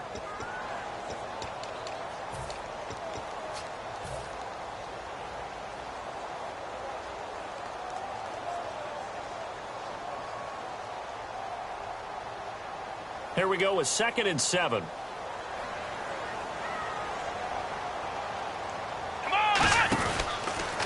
Handoff left, Elliott, and some room to work. And he powers his way up past the 30. Call it a gain of 5 there on the run, but they'll remain a yard or 2 short here with 3rd down coming up. Here's New England defensively. Last year, the #1 overall defense as far as points given up goes. And they've got a lot coming back in 2017. Yeah, they certainly do. And let's go back to the Super Bowl. Trey Flowers, who was their leading sack guy in 2006, he had 7 in the regular season. He was a monster in the Super Bowl against Atlanta. He's back there for them. How about Dante Hightower, linebacker? His first Pro Bowl in 2016, and then just moving on back to the secondary. Devin McCourty, the guy who quarterbacks him back as safety, he's been to the Pro Bowl as a corner and as a free safety. 2 Patriots there to bring him down. And there's a run to be happy with. Good, solid yardage. He'll take that anytime you hand the ball to a back. 2nd down to the offense needing 5 yards.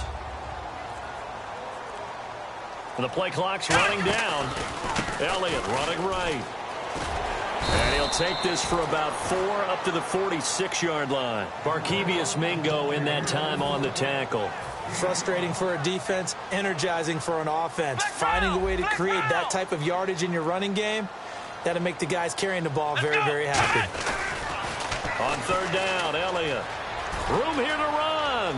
And a cut to the left sideline. That one goes for 24 yards. Well, partner, that's one of the problems when you sell out to stop the run on 3rd and short.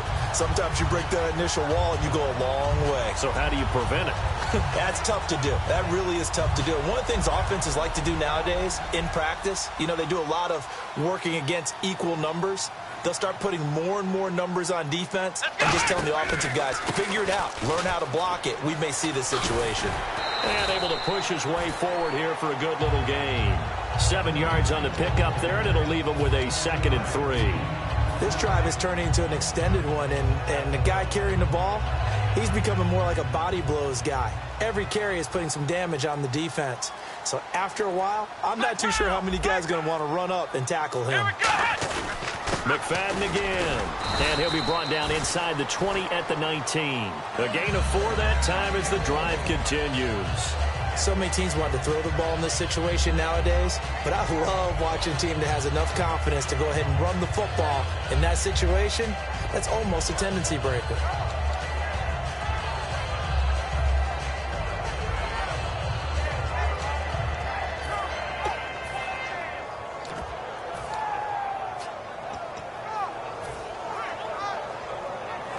In the red zone this time. Shift together here from the D-line. Time running out here on the play clock. First down, a run with McFadden. And he'll get this one down to about the 17. 2 yards on the carry there, and it'll be 2nd down. Partner, we know today's NFL is really built around the guy throwing the football. But these short runs, they still pay dividends because they can take their toll on a defense, and they can add up as the game goes along. You control the clock, you control the ball, and that way you often control the game.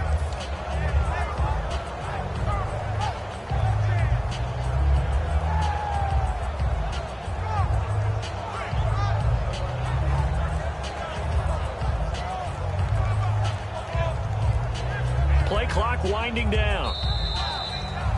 Sitting alongside Charles Davis, I'm Brandon Gaudin as it is Cowboy football to begin quarter number 2. They've got a 2nd down and 8 to start things out.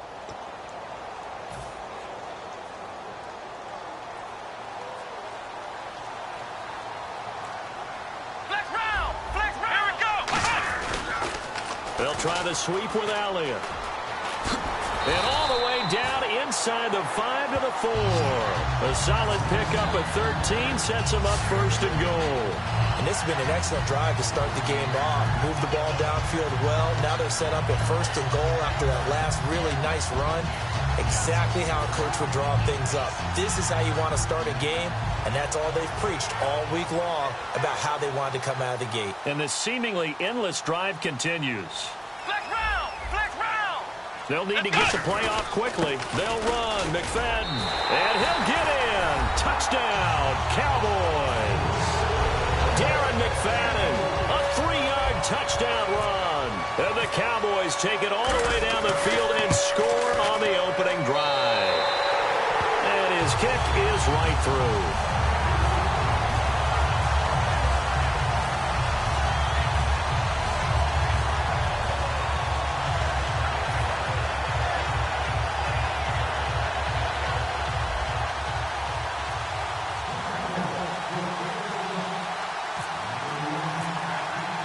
Bailey now to kick it away after the touchdown. Fielded about a yard deep. And he'll take it back to about the 19-yard line.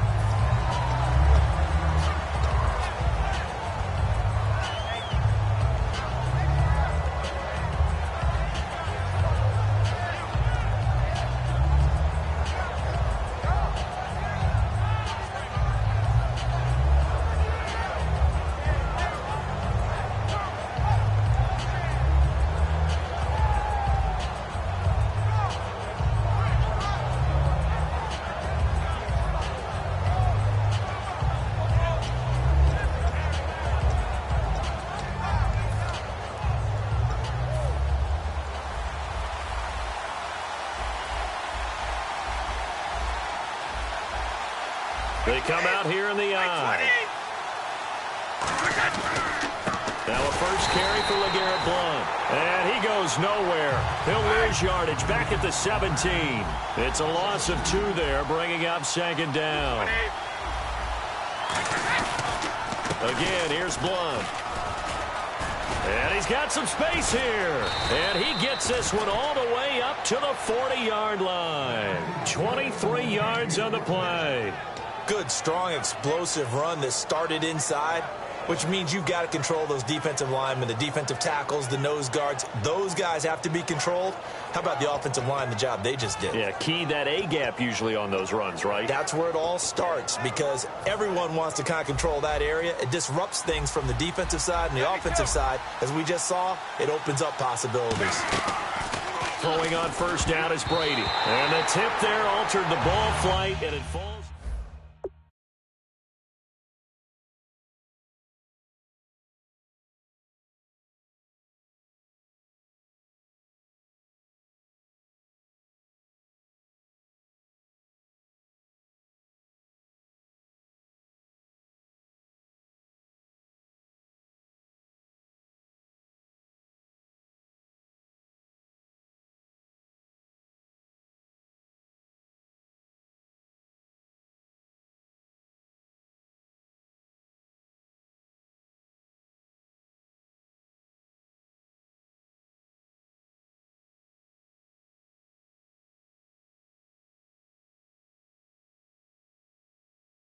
You're right. They just need the O. Offense looking to avoid a 3rd and long. It's 2nd and 10. Brady to throw on 2nd down. On the slant, he gets it to Gronkowski. Gronkowski may have had to miss a Super Bowl with the injury, but he was active in that parade, and now he's back on the field. I'll tell you what, something you mentioned to me is that he was a big cheerleader for his teammates, never hung his head through the injury, celebrated with him all the way through the title. We've seen superstars in the past, when their team does well without them, they're happy, but they recede into the background, right? They get out of the way because it does hurt them a little bit. They do have pride. They want to feel like, hey, without me, they may take a little bit of a step back. But with Gronk, you never saw that. You saw him with him every step of the way, cheering his team on, happy for their success. They went 11-0 without him in 2016, but I know this, they don't want to try it again. No, they want the big fella back. I've got to make sure that I don't take Tom Brady's greatness for granted, that we make it routine. How about that throw right there? Yeah. Another great completion. And you know one area where he honed his throwing? He was a catcher in high school. He was actually drafted by the Expos in 1995 in the 18th round. Wow, that would have been something to see him behind the dish. Think he gunned down a few guys? Gunned down a few guys trying to steal second. That would have been fun to watch.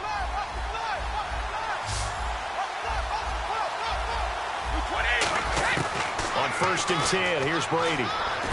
And this is caught. It's Edelman.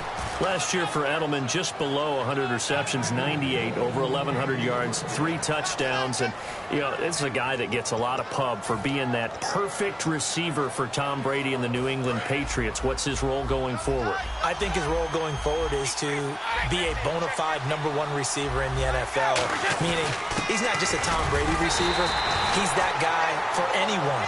And he spent so much time proving himself as he got into the league, just what you were talking about. Can I have a role here with New England? Now it's not just proving himself.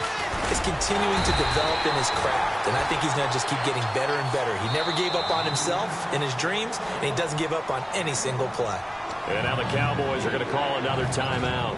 That's their second, so they'll have 1 remaining here in this second quarter. We'll be right back.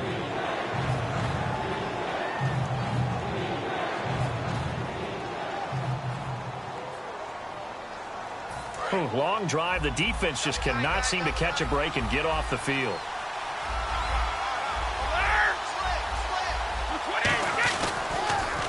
They'll go to Blount, try and pound it in. And he is in. Touchdown, New England. LeGarrette Blount taking it in. And the Patriots are within an extra point of tying this one up. Able to punch it in on 3rd down makes it easier for those guys on the sideline. They didn't have a 4th down decision to make. Yeah, could you feel the exhale? Because they were already thinking ahead, as all the good coaching staffs do. Anticipating what we have to make the call. They already had it lined up. Never even got to it. So we're right back where we started, all even as the kick's away. That'll be taken in the end zone. And the decision to bring it out, a good one, as he's up a yard or two shy of the 30. And now here come the Cowboys. And that last drive, it was all about the ground game, ground and pound. And I don't care how we're playing the game these days, offensive linemen still want to fire out and smack the guy opposite them and move the football on the ground. They feel better about that. That's what they want to do. That's how they want to play, and that's how they got it done. Yeah, they got it for a touchdown last drive. Let's see what happens here. They go play action here on first down. Firing quickly here, and that's complete. It'll go as a gain of 12, and that leads to a Dallas first down. 2 minutes to play in a tightly contested first half. We're back to Arlington right after this timeout.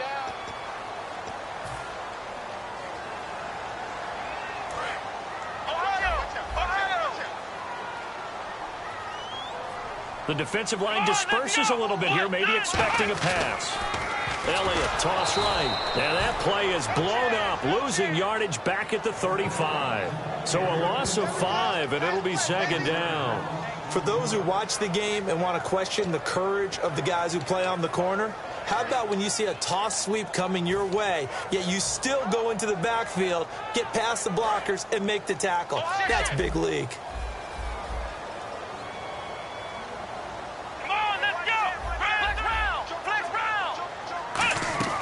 A second down throw for Prescott.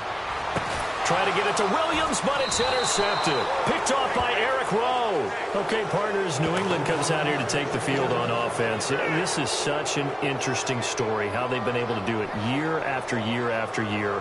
Guys talk about parity in the NFL. Well, New England has kind of transcended that parity, and they've done it with guys that you don't normally think of as household names. The parts keep changing for New England. That's the amazing part on offense, all right? Offensive linemen change, receivers change, running backs change. We know the one constant is Tom Brady, and that's a huge deal for them. But to be able to do it in what you call the parity times, and you're exactly right, everyone's supposed to be pretty equal. New England still a top 10 offense year in and year out. In 2016, they were number 4, and that helped them with a number 1 ranked defense as well. And he is going to lose yardage here. A loss of a full 3 yards, and now it's second down. They completed the screen on the perimeter, but boy, that was textbook defense. Exactly as you're... Looks for White, but it's intercepted. Picked off by the linebacker, Sean Lee. And he returns it into enemy territory down to the 45-yard line. And now Dallas gets set to take the field. And following the interception, we'll see what they can put together on this drive. I'm here, my old college coach right now. He always used to tell us before every game, the team making the fewest mistakes will win.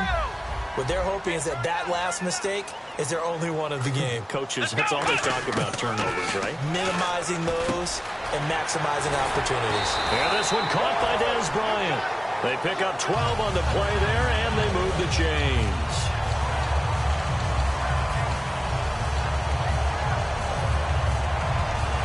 Offense comes to the line now, 1st and 10. They'll put 2 receivers left, 2 to the right.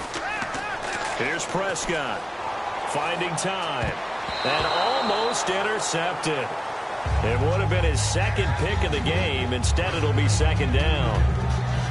Well, he just threw an interception last drive, nearly another pick.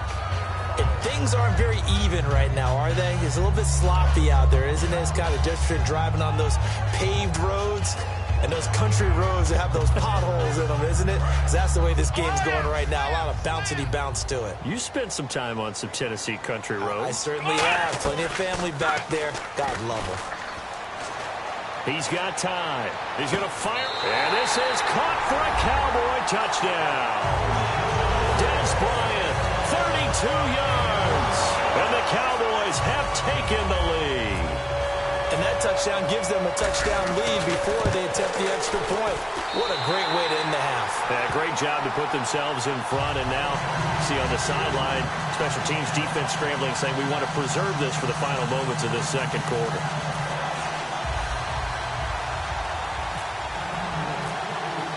Bailey now to kick it away after the touchdown.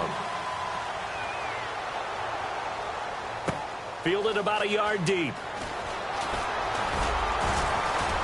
And he'll take it back to about the 19-yard line. Here come the Patriots again on offense, the Super Bowl champions. And, boy, they have been able to do it a lot of times, Charles, with unsung heroes, haven't they? Look at the names that led them through the playoffs. Hogan, White, Lewis, guys you just wouldn't think of. Yeah, Deion Lewis, a 5th-round pick, 3 touchdowns against Houston in the divisional round. Chris Hogan, undrafted. He ends up having 180 yards in receptions, including 5 plays of 20 yards or more against the Pittsburgh Steelers. And how about James White, a 4th-round pick out of Wisconsin?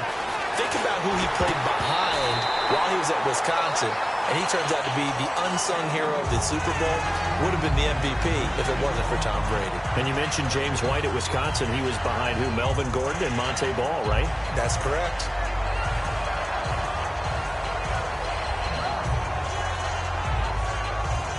Ten yards still left on 2nd down.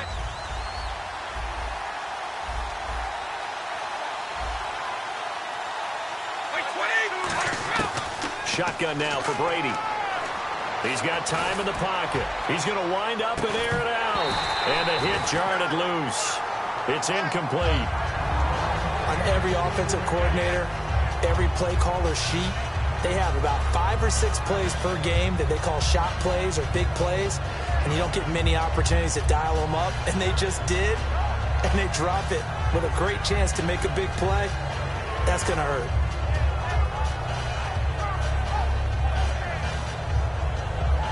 Incomplete pass on 2nd down. Let's see what the offense draws up here on 3rd.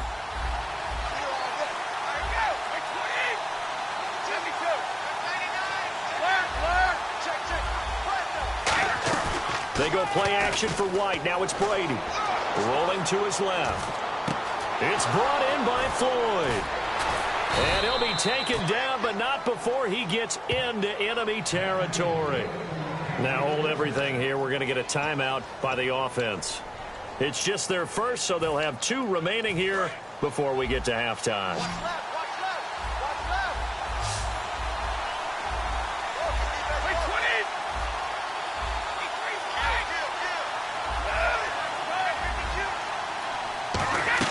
Now a play fake here on 1st down. And he takes a shot on the release as this will be incomplete. They were trying to get it there to Michael Floyd. And now it's 2nd down. Not too many things get to a quarterback of this magnitude, but I think it's safe to say that pressure can get to any quarterback. Now, he's obviously a great franchise quarterback, but felt the pressure, threw it incomplete. And they line up now for what will likely be the last play of the 1st half. The final shot before half for Brady. Surveying the field. He's going to loft one deep over the middle. Into a double team, and it's intercepted. Picked off by Morris Claiborne. Time for a break. We've hit halftime. 2 quarters down. 2 still remain. We step aside. This is the NFL on EA Sports. So both teams have their marching orders, and we'll get going again here in quarter number 3. And a fair catch signaled for and taken successfully. Now the Patriot offense set to take over again. And the interception last time on the opponent's side of the field, certainly not what they wanted. Put it mildly, that is so frustrating because that signifies there's a drive going on. You're in good spot. Great place to run some of your best offense. Instead, they turn the ball over. Yeah, turned the ball over last time. See if they can avoid doing it here. It'll go as a gain of 10 there. And it gives the Pats a 1st down. Looking to speed things up here, going with some tempo. They'll run again with Blunt. And unable to get downhill there as he'll take this up to about the 37. 2 yards on the pickup there. It'll be 2nd and 8. I do know from experience that when you slow down someone's running game, you're now doing the dictating on defense. And guess what? Now you're getting ready to tee off on their quarterback because they have to throw it all the time. But you still have to be alert for the draws and other plays of that nature to make sure you don't get hurt. They'll come out in the pistol. On 2nd down, here's Brady. And Gronkowski's got it, complete over the middle. 8 yards on the completion, but now they face third down. Obviously, this has not been a banner game throwing the football. So what you got to do, you got to kind of down focus, don't you think? Find the tight end, take some easier completions. The interception last drive. There he hits the reliable target. I know that interception was dropped, and it would have been their third of the game, and I will guarantee you, in the huddle, on the bench, all the defensive guys have been talking about is, we've got this guy right where we want him. Who's going to get the next one? It almost becomes a challenge, and they missed a golden opportunity.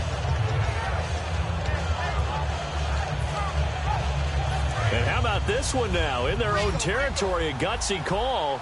They're going to go for this on 4th and a yard. They do go for it. It's Brady. And this is incomplete. So certainly an interesting call there to go for it. And Dallas, they'll take over in terrific field position. The Cowboys offense now, they head out for their first possession of the second half. And they will simply, Charles, be looking to duplicate what they did last drive when they were able to push it in for 6. And they hope it'll be that easy, right? To be able to take exactly what happened before, replicate it. They may have to make a few additional changes along the way because I'm sure the defense will make some adjustments, but they've got to have great confidence having scored the last time out. 2 Patriots there to bring him down. Well, we all know the guy carrying the ball is going to get the credit both in the stat line and probably in the newspaper. But guess what? These guys creating holes, they couldn't feel better about themselves right now. Offensive line, tight end, probably even the wide receivers are involved. They're moving the ball well. They call it a gain of 19, and it moves the chains. How many times do we say in this game that speed kills, and it does it in so many different ways? In this case, you got a back who's quick and shifty, can make moves, make people miss, but also gets to and through a hole before it can close down. That's some of the benefits of that speed, not just outrunning people in the secondary, and that led to a really nice game. The play clock's running down, and off comes to McFadden. And he will lose yardage here back at the 23-yard line. A loss of a full 3 yards, and now it's second down. Well, there they went blitz defensively, Charles, and things were paved well coming from the linebacker position. I love the way that you described it, paved well. Oftentimes, the guy who gets home on the blitz, he's going to get all the credit. But his teammates did all the dirty work, right? They ran into people on purpose. They sometimes tugged on jerseys to hold linemen to create space and gaps. And that play finished off really, really well. Well-conceived, well-designed, and even better executed. They give him 13 yards there on the play and a fresh set of downs.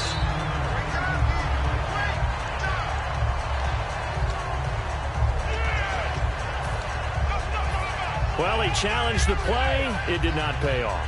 And that means he lost a timeout in that challenge. And as a coach, you hate that. Don't know if you took the advice of the player, you threw it yourself, but it didn't go your way. At the end of the day, it all comes back to the head coach. He has the final determination on whether to actually challenge the play or not. In this case, it didn't pay off for him. And that's got to be so heartbreaking. You throw that flag, you probably feel really confident, and then all of a sudden, boom, you lose the challenge.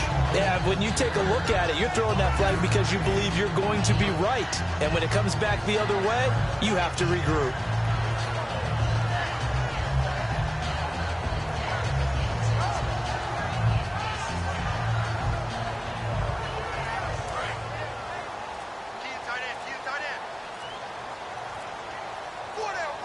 Time running out here on the play clock.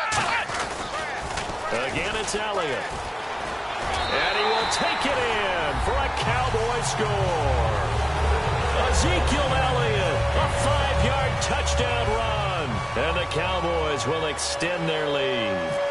Solid job up front, really just a solid job all the way around to get that one in. Yeah, that was well executed, wasn't it? Well blocked, well run, end result, 6 points. Touchdown.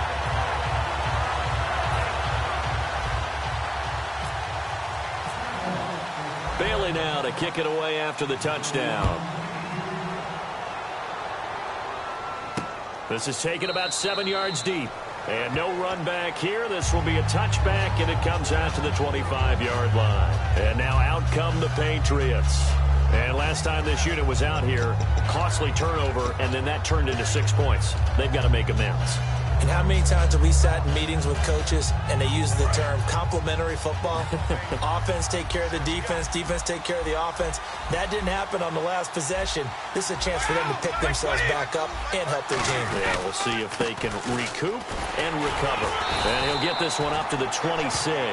Just a yard on the pickup there, and it'll bring up a 2nd and 9.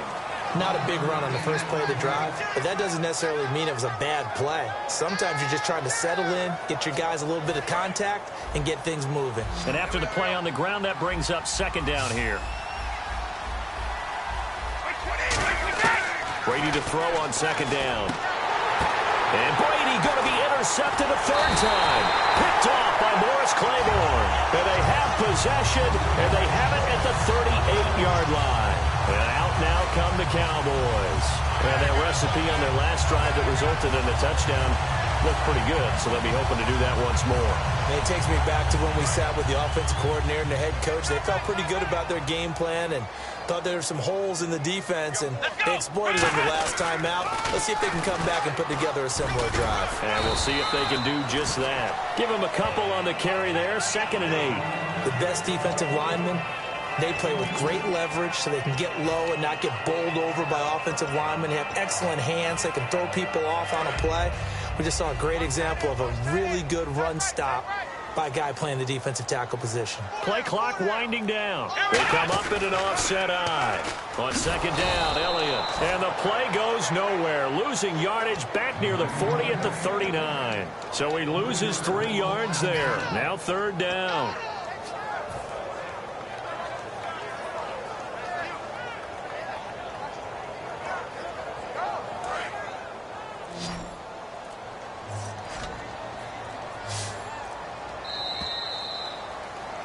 Back now in Arlington. It's the Cowboys with the football. They'll be looking to tack on to their lead as we get set for the 4th.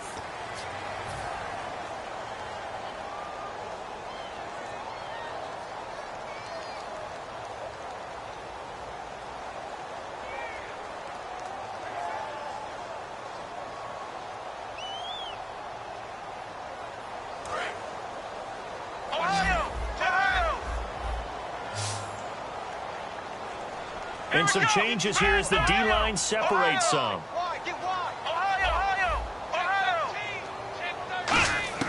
On 3rd down, it's Prescott. And he goes down. It's a Patriot sack. They dial up the corner blitz that time, and it delivers to the tune of a 9-yard loss.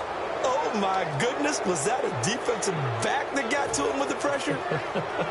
Oh, look at the former defensive back. You're all smiles up here. I hope everybody can hear my smile on that play.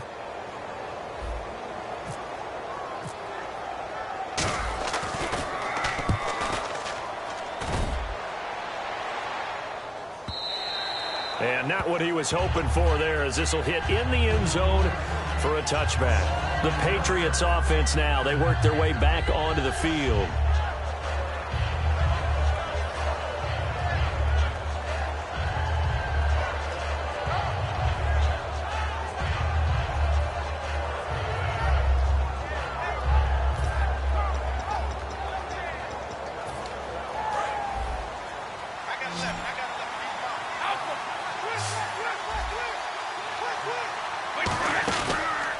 Now a carry for the shifty Dion Lewis.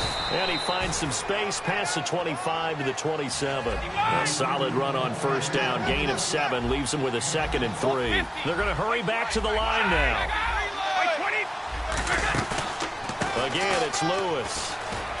Oh, he's got some breathing room. A nice pickup there of 11 yards, and it'll move the sticks. I've yet to meet a wide receiver who likes to block more than catching the football. But the best ones understand that that's how they'll actually get more passes thrown to them, if they help in the run game. And anytime you get a run of that yardage, that means the wide receivers did help.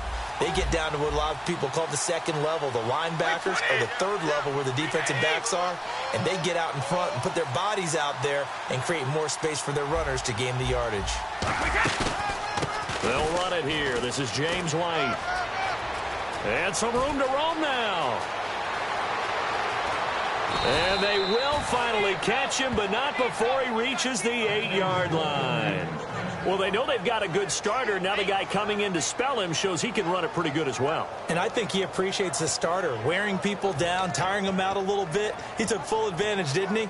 Came in with fresh legs and carried the ball. So after that big play, let's see if they can catch their defense maybe on their heels.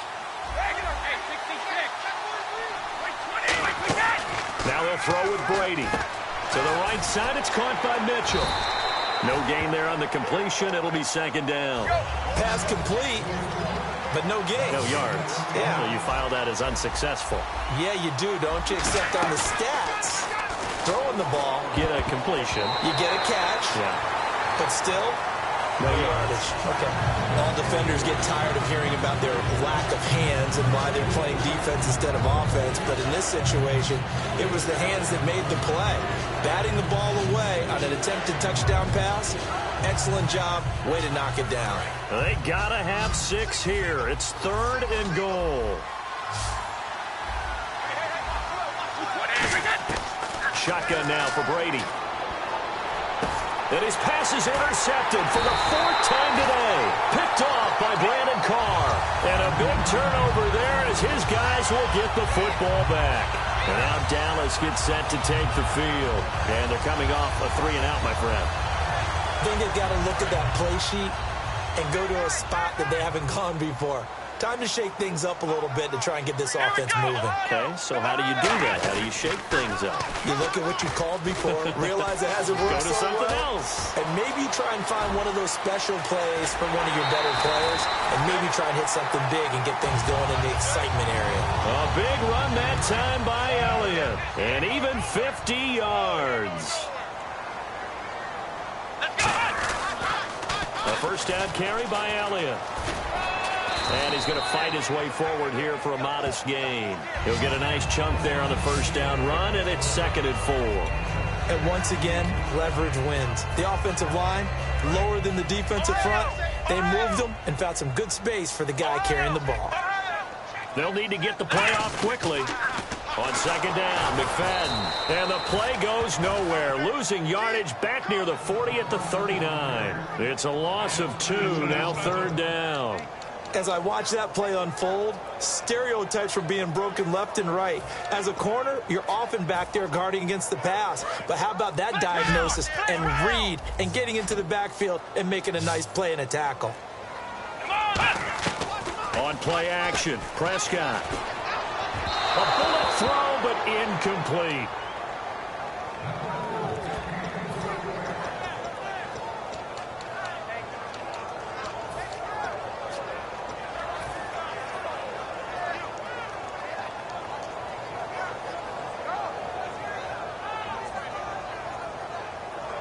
And with things looking pretty good on the scoreboard, they're going to keep the offense out there and go for it here on 4th. Let's go! Prescott to throw on 4th. Got a man over the middle. It's Williams. Time for a break. We're back to finish this one off after this.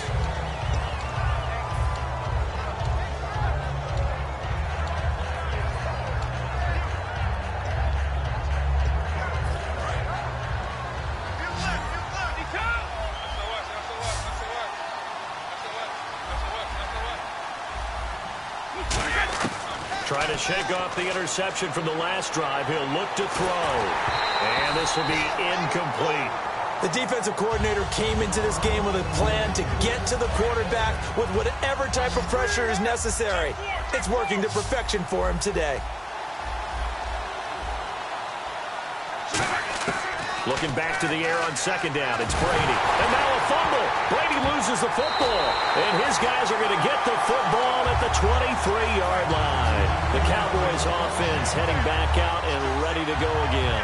And last time they were very fortunate, this offense. They went for it on 4th, turned it over in their own territory. But the other guys held up. They didn't give up any points. So how about the guy with the #1 headset on the sidelines, the head coach? That was planned going into it, not necessarily to not get the first down or to have the defense have to hold But he up. trusted his defense. Trusted his defense very much, and I think that's how he's going to play this game. Go for it. Be aggressive, because I've got the wild bunch backing me up over here on my own sideline. Now we'll see what his offense can do. And now the offense operates in the red zone. They'll come out in the pistol. They go to Elliott again. And they'll bring him down at the 13-yard line. It's a pickup of 6 and good enough to move the chains. And that's a nice pickup of a first down on that second down run. And at that yardage gained, they can run that play on any down. So they pick up the first down after the run, and now they approach for the fresh set. Let's go! Ohio! Well, Prescott here to throw. And intercepted. Maybe the turning point they need. Picked off by Dante Hightower. And a big turnover there as his guys will get the football back.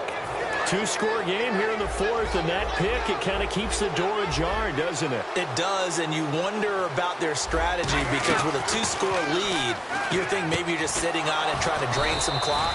It's almost like they felt like, hey, we've got a good cushion. We can keep pressing it. It ended up costing them. In recent years, the slot receivers really gained stature in the NFL because they can do so many things. Yes, they can line up wide like your normal wide receiver, but to have that kind of courage and toughness to run. And that's caught inside the 30. A big play there for New England. 47 yards. Now whistles come in. We're going to get a timeout here by the offense. It's just their first. They've got 2 more to use here in the final stages.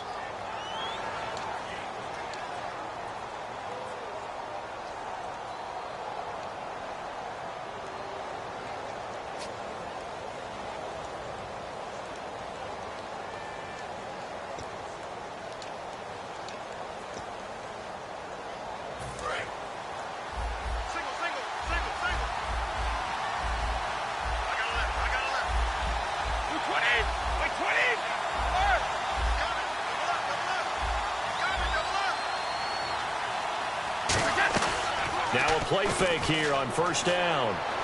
Finding time. That is caught inside the 5. And he's in. Touchdown, Patriots. Michael Floyd, 28 yards. And the forced turnover on defense leads to 6 points. It's up and good. This becomes a 21-14 ball game now.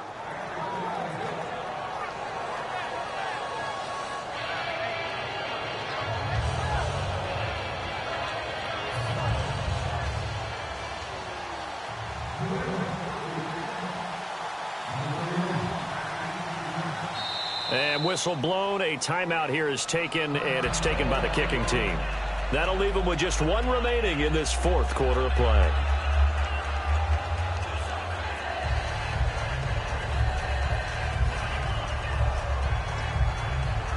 So still a chance with just over 20 seconds to go, but they need to get this one back, no doubt.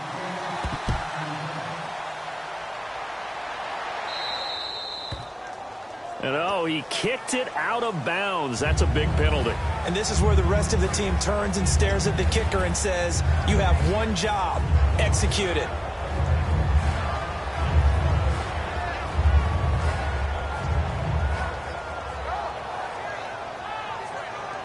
And a great spot to start this drive from here. So the D-line's going to spread out. They come out here in the eye. They go back to Elliott. He's been busy.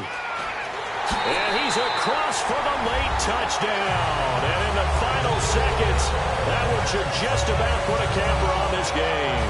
Not only touchdown number 2 for him, but a big run to boot. However, still trailing. Still trailing, but not because of his efforts. Well, he's playing really well, and I love his long speed there, right? Able to get out there and burst all the way to the end zone, and smart enough to keep the ball in his hands and get into the end zone for the touchdown. In 2016, on all levels of football, we're seeing guys drop it before the goal line. What's the rule, Brandon? Run into the goalpost. That's right. Before you drop the ball. That. There you go. Well, fourth quarter, they felt like they needed the football back. Unfortunately, they couldn't get it. And I know we've brought analytics into the game, and someone has said here that the data says that when a team's expecting an onside kick, 80% of the time, the team expecting it, they do actually recover the ball, which is what we saw here. I just wonder if that number is much more of an anecdotal type of a number. Kind of like when the coaches tell us, well, when you score on special teams, 93% of the time you win the game. I'm still waiting to see that number is empirical. They bring a man off the corner that time, and he gets home for a loss of 6. Now hold everything here. We're going to get a timeout by the offense. It'll be their third and final timeout, so as they talk things over, we'll step aside.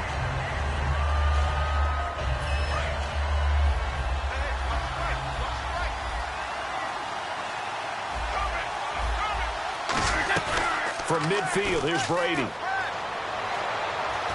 And he can't get rid of it. He's taken down. That winds up pushing him back 11 yards on the sack. And that'll bring up third.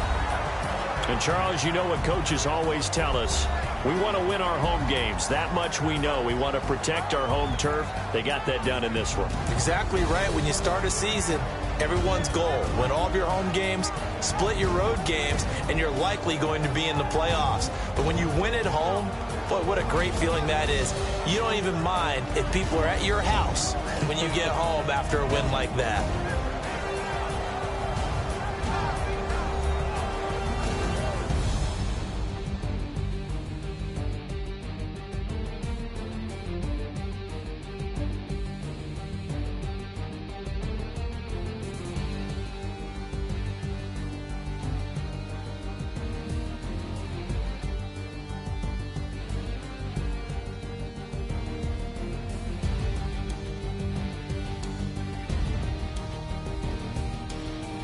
So that'll do it for us. For my partner, Charles Davis, and all the hard-working men and women on our crew, I'm Brandon Gaudin. You've been watching the NFL right here on EA Sports. It's a win for the Cowboys as we sign off and say so long from Arlington.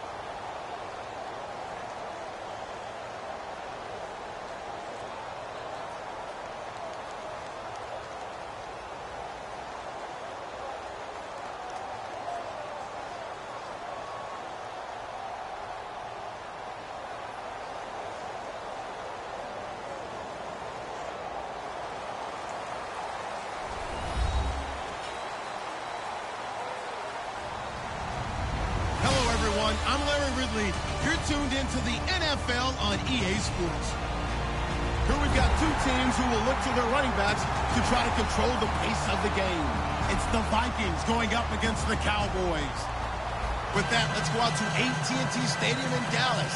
Here are Brandon Gaudin and Charles Davis. Larry, we find ourselves right in the center of the Dallas-Fort Worth Metroplex in Arlington and AT&T Stadium. Today, we've got a good NFC matchup on tap between the Minnesota Vikings and the Dallas Cowboys. And he'll get it up just past the 20, and his guys will go to work at the 21-yard line.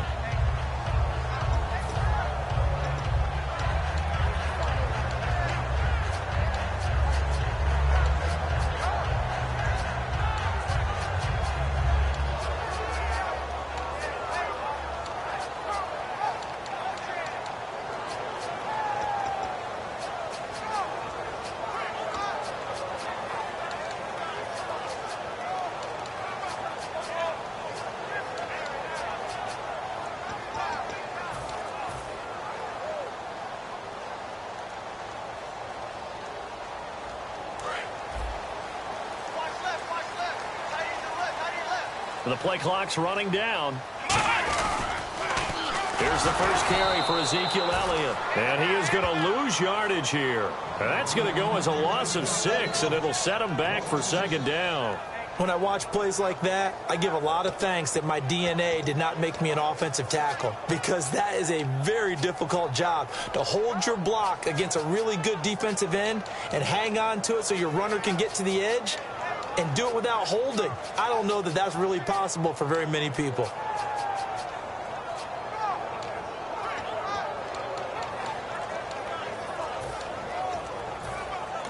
And with the play clock winding down, we're going to get a timeout. They'll have 2 remaining as we step aside here in this first quarter.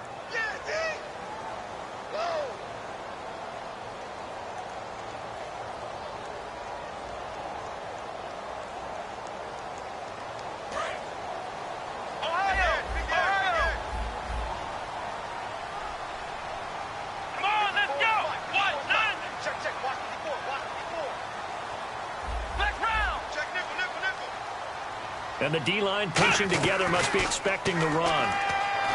Prescott to throw it. And a quick throw here, that's complete. 8 yards on the completion, but now they face third down. And that's the kind of pass that adds up over time, Brandon. You may not have picked up a first down there, but if you keep chipping away at it, eventually big plays may result.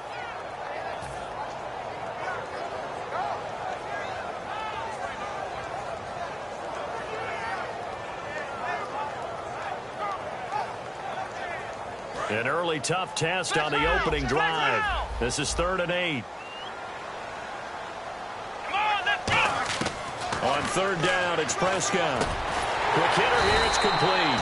And he's able to get it to the 33. Good enough for a first down. So opening drive, 3rd down, they complete the slant to move the sticks. And ordinarily, it's a high percentage pass when you throw it. And receivers like to run that route because it gets the ball in their hands pretty quickly. Just a couple of quick steps upfield, break towards the middle, the ball should be there, and then they can do some work afterwards. Time running out here on the play clock. They go play action here on first down. Trying to get it to Williams, but it's intercepted. Terrence Newman with a pick. And he will take this one home. It's a touchdown. And the defense could not have written a much better script than that first drive, pick six. The offense never got a chance to really get oiled up there, did they? But the defense, they certainly got in gear. What a big-time play and a great way for them to start. And now the offense, they've got to turn things around and figure this out because your backs are on the ground real quickly. Yeah, usually when you're starting the game getting the ball, 0-0 is the only score you're worried about. Now the second time you get it, you're already down a touchdown.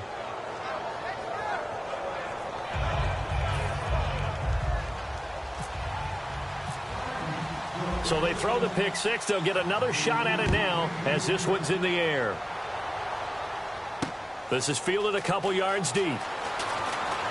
And he'll wind up about 4 yards shy of where he would have been if he had taken a knee as they'll start at the 21-yard line. And now Dallas gets set to take the field.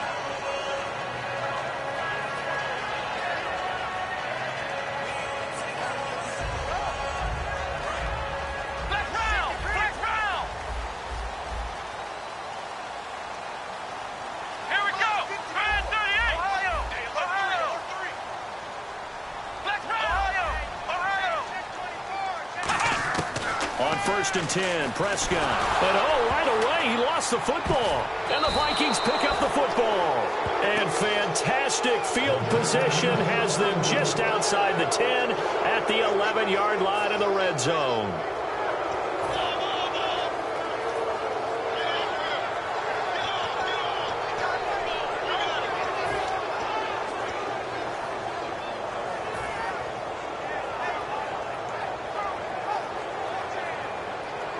And they'll start this drive with very good field position.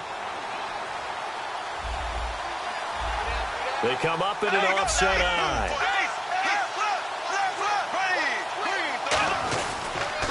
A first carry now for Adrian Peterson. And he will maneuver his way down to about the 7. And give him 4 yards there. It'll be 2nd and 6. The starters now on offense.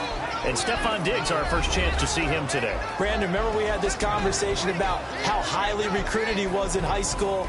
Didn't quite live up to it in college due to some injuries. But, boy, has he hit the NFL like a bomb. Stephon Diggs, a crafty, mature route runner who can go the distance.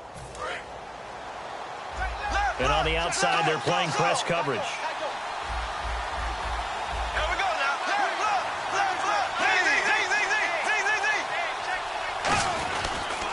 Second down, Peterson.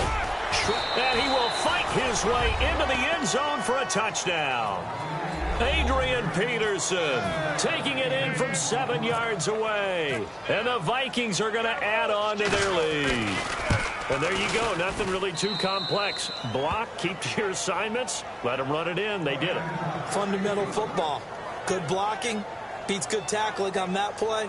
End result, touchdown.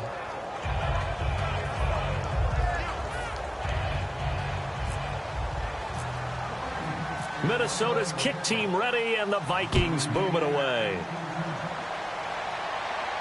This is fielded a couple yards deep.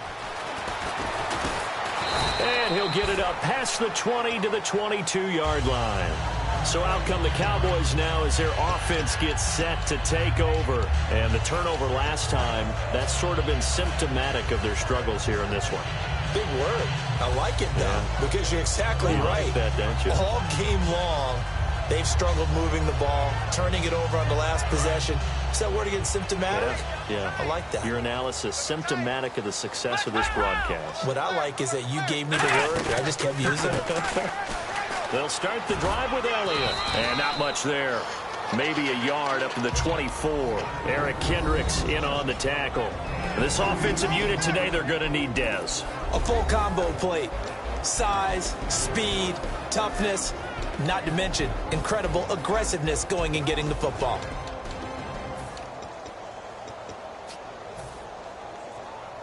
Second down, 8.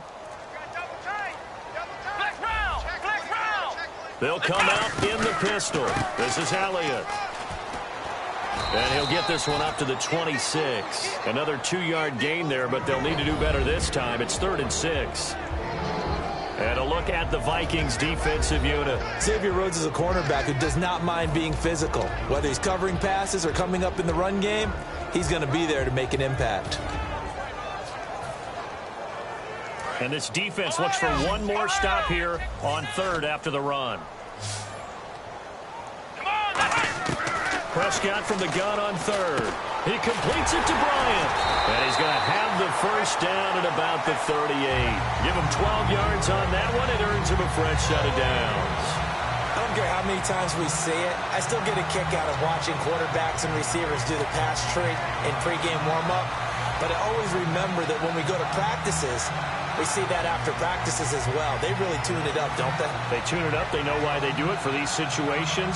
First down. And they build that trust, and that's why they're able to find him in this type of a situation. They come out here in the eye. They'll pitch it out to Elliott. And he'll be brought down just shy of the 45. It's a 6-yard pickup, and it gets him to 2nd and 4.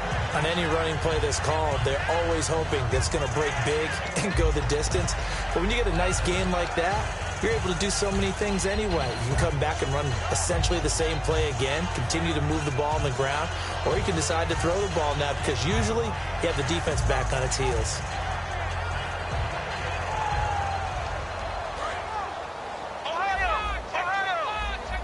Looking to jam the receivers at the line here. Press coverage look defensively. Now Prescott. Oh, hit as he throws there, incomplete. Bryce Butler, the intended receiver, and it's 3rd down. The good signal callers would never go back in the huddle and play the blame game because they need those guys to protect him. But on that last one, his offensive line, they lost their leverage very quickly, and that's why they were able to get to him and hit him as he tried to throw the football and force an incompletion. So incomplete on 2nd down. Now they'll look to convert here on 3rd.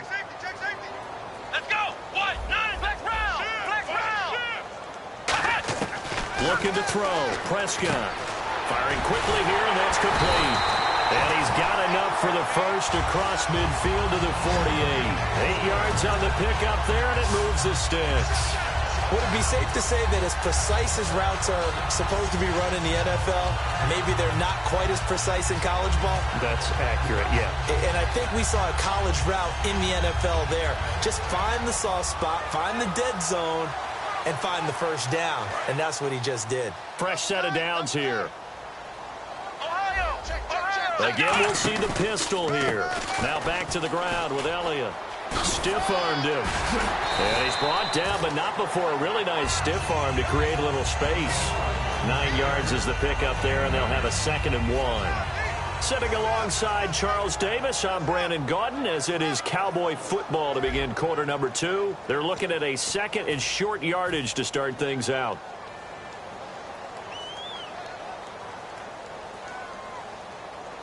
Second down, they need less than a yard to pick up the first. Back to the ground, but here, McFadden. And he'll go down here at the 35-yard line. But just 4 yards on the pickup, but that's good enough to extend the drive. 2nd and 1, and people want to run the football. This is where every back in the league is supposed to do exactly what we just saw there. Pick up the first down.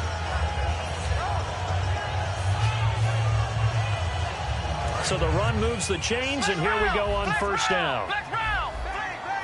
They come up in an offset eye. Now they'll run it on the toss. And he'll lose yardage on the play back at the 37-yard line. That's going to go as a loss of 2, and it'll be 2nd down. Partner, we're into the 2nd quarter, and I guess you can kind of look at it both ways. The offense, they've got to figure out what they're going to do because they haven't scored any points. But if you're the defense, you're feeling great about what you've got going on. The only concern you have, if you get to the half, what adjustments will the offense make to try to defeat you? It's already 2nd and 12. The defense hoping to push them back more.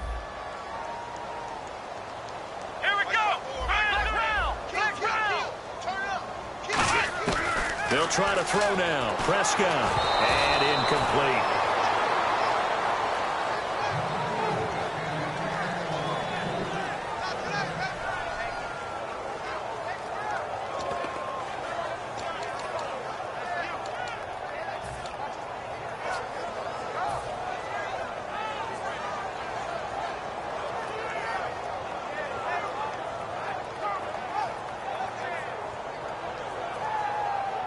Well, just play after play after play on this long drive for the offense. And the Vikings are going to beef up their secondary here. 6 DBs on third. Prescott, and he'll be hit as he releases it, and that'll fall incomplete. Putting pressure on the guy throwing the football is always good, but when you can couple that with contact on him that leads to an incompletion, as we just saw there, that's winning football. And the Cowboys will call on Dan Bailey here. This from 54 yards away.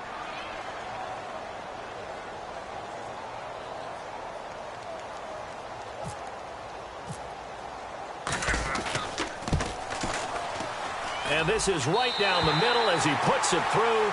And they will get themselves on the board here at 14-3. And, Charles, they get the field goal. Took them a dozen plays, though.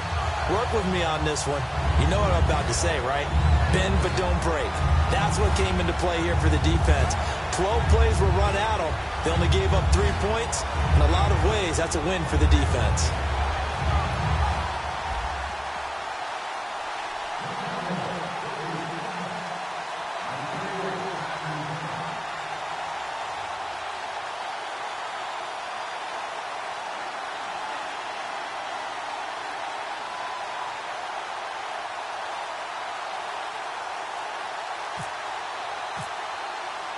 Now, after the field goal, Bailey will kick it away. To return, here comes Marcus Sherrills. Now a hit and a loose football. It's picked up by the Cowboys, and they will take over at the 26-yard line. The offense for the Cowboys now working their way back onto the field. And fortunate to get points on the board last time. They had to hit a really long field goal to do so.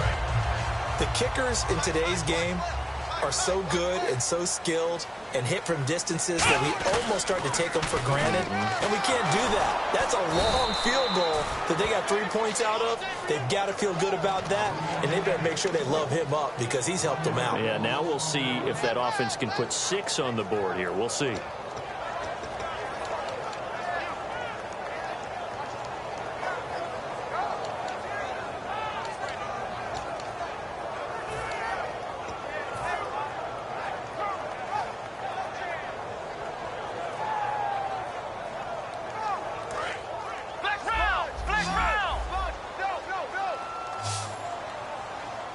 Possible run anticipation. Here's the D-line sandwiches together. Prescott now on second down. That is caught at the 7. 19 yards on the pickup there, and now they'll have it first and goal. It's a game of matchups, and that's why you take your receivers and move them around a bunch, especially your best guys.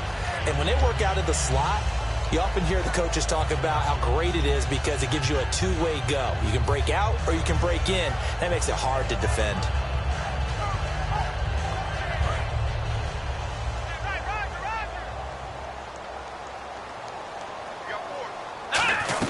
Now Elliott fighting for the end zone. He lost the football. It's out. And a big turnover there as his guys will get the football back. You know, for this Vikings team, as they come back out here on offense, I don't know that any group had more of a roller coaster ride than them in the 2016 season. The quarterback change at the beginning, the hot start, and then the cold middle. It was just a tough year for them, wasn't it? It really was. And when you look at how their season went, you mentioned the roller coaster. A lot of it can come back to the injuries, especially along the offensive line. I think by around October, maybe even early November, I'm surprised you and I didn't get a call to go audition to be a left tackle there because they were just down so many guys. So that made it difficult to run the ball and to protect Sam Bradford, their quarterback, and it reflected in their final record. Brandon, I know you play the fantasy football game, and Adrian Peterson has to be a popular pick for owners. But this year, a tough season for him. A knee injury early limited him to 72 yards total for the season. Yeah, early indeed. Week 2 on that knee injury. So 72 yards, as you said, for the year. Came back, admirable, hoping to get him into the playoffs, but didn't look like he was ready to return. One guy I never count out, though, is Adrian Peterson. I expect a monster return in 2017. Second down following the run.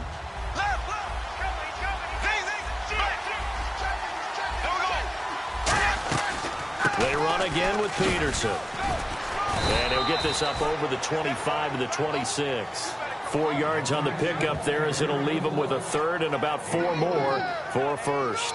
When you find that kind of yardage, you couldn't be more confident as a ball carrier. And guess what? You're going to go back and tell your offensive coordinator, I'd like to keep carrying it, thank you.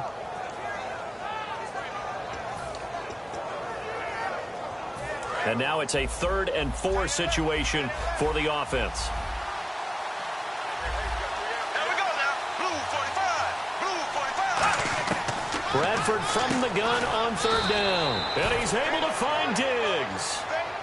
15 yards through the air on a 1st down.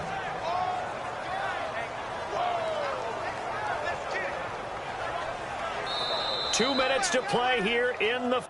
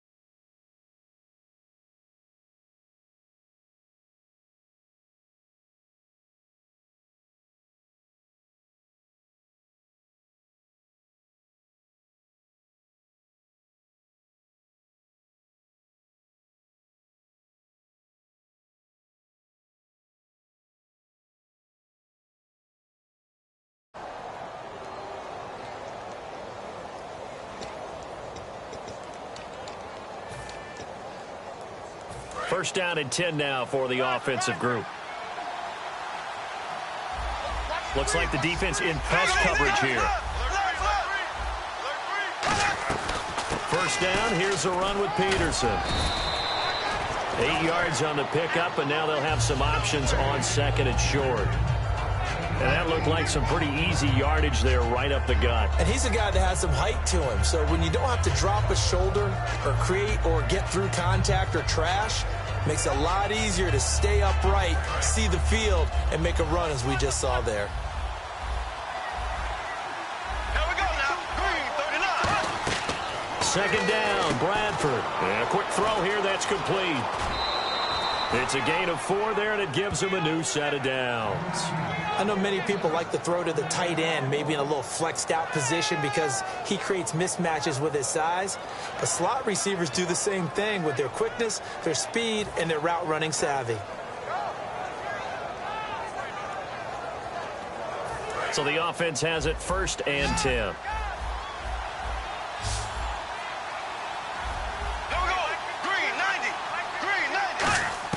On 1st and 10, Bradford. Quick hitter here, it's complete. Just a yard on the catch there. It'll be 2nd and 9.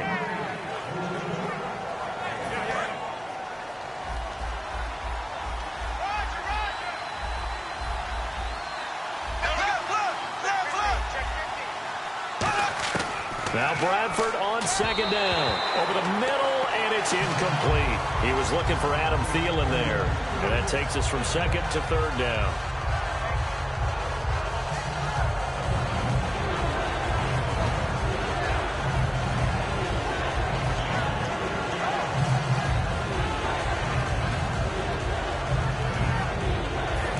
Play number 7 of this drive, but it's a tough 3rd and 9.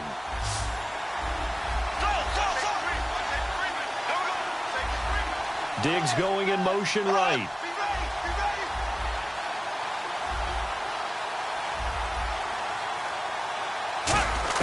On 3rd down, Bradford. And he fires one that's intercepted. Picked off by Orlando Scandrick. And his guys are going to take over at the 39-yard line. And now Dallas gets set to take the field. And so close to hitting pay dirt last time. Fumbling down near the goal line. Now, how does that affect their psyche this time around? It's a tester, that's for sure, because to be that close and come away with no points is really disappointing, not just for the guys on offense, but the defensive players, too, who thought, hey, we're going to put some points up and have a little momentum going. They've got to find a way to just get it out of their minds, let it go, short-term memory, and move on to the next series. Firing quickly here, and that's complete.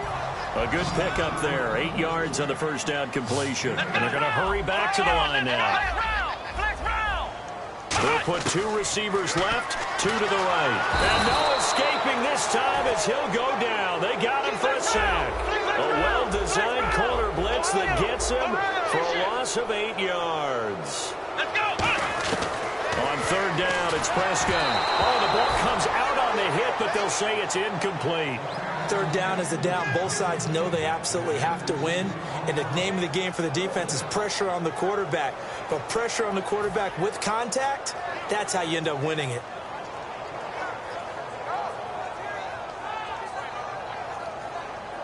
So the Cowboys will punt it on fourth down. As on is the veteran Chris Jones to kick it away. Marcus Sherrill's back deep for Minnesota.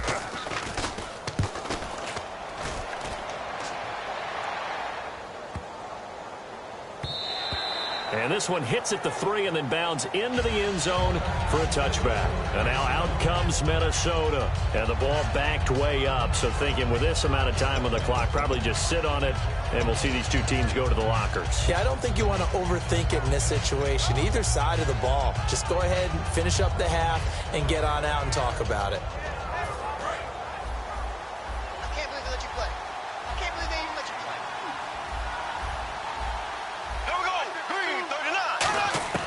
They go back to the air here after the INT on the last drive. And complete. Right side, the tight end Rudolph. The completion good for 3, and it's second down. Well, the strategy was evident there. Get it to your tight end and make it a one-on-one play with a cornerback. Who's usually going to win that one? The tight end, but not there. Not in this situation. How about the corner defeating that logic and making a really nice tackle? And this throw will be intercepted. Picked off by Barry Church. We have hit halftime. Still 2 more quarters to go. We'll take a timeout. We'll be back after this. You're watching the NFL, and it's on EA Sports. It's in the game.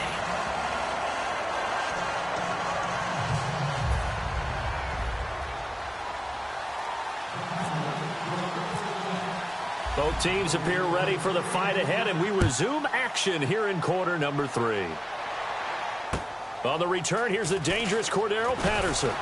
And he'll make it across the 20 as his guys will set up shop at the 23-yard line. Out come the Vikings. They'll have it first on offense as we begin the third.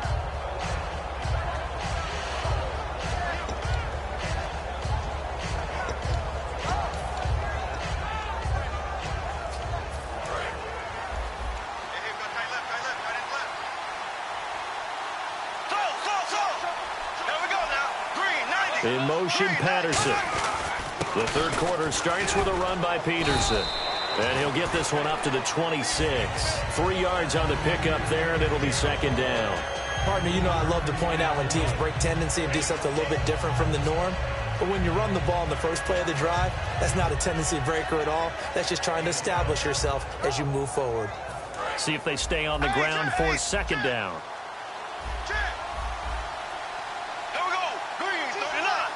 In motion, Patterson. Again, Peterson. And they will stop him after a fairly minimal pickup. 3 yards on the pickup. That's going to set up an interesting third and about 4 to go.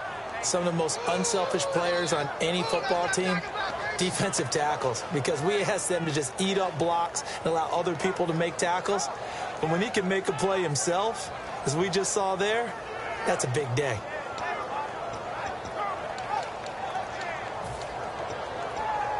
So they run it on second down. Now let's see what third down brings here for the offense. Working out of the gun, Bradford. He's got time. And he will go down. A Cowboys sack. Tyrone Crawford. He's the one that gets him down. It'll be a loss of 5, and it'll bring up fourth down. Here's Jeff Locke now. And the way this offense has moved the ball, he hasn't been needed till here in the third.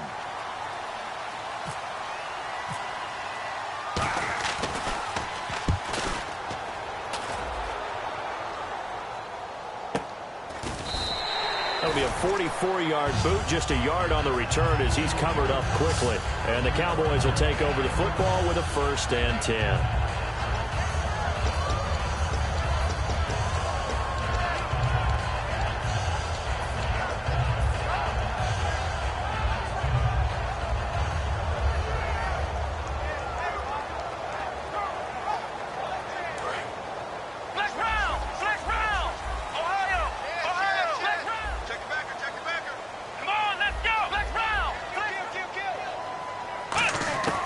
A first down throw for Prescott. And his throw is incomplete. All right, different topic here. 2018, the Super Bowl, traveling north, far north to Minneapolis. Early predictions for that one. Who you got? Well, you know, everyone's still waiting in the NFL for a home team to play in its home stadium, right? So could the Vikings be that team? I'll start in the NFC, and I'm going to say no.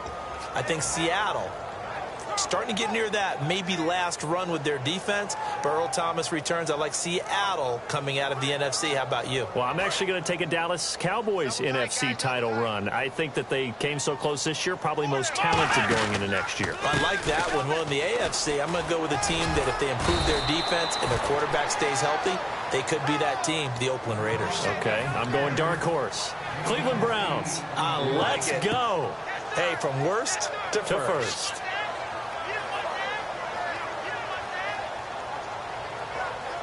So following the run, we'll see what they do here on third down. They'll run it. Here's McFadden. Give him a couple on the run as it brings up the fourth down.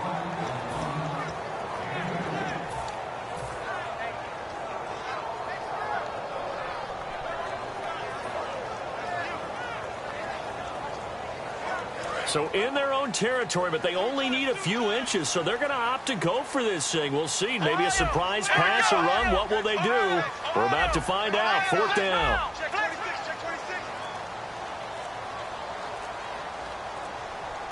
On the sneak, it's Prescott. Give him 2 yards on that play, and they're able to convert here on 4th and inches. It seems like, and it is a gamble on their side of the field, but they have supreme confidence in picking it up on a quarterback sneak. You can just feel it from this team. So the offense lining up 1st and 10. Here we go. Prescott to throw this time. And Bryant's got it over the middle. 7 yards, the pickup on the pitch and catch.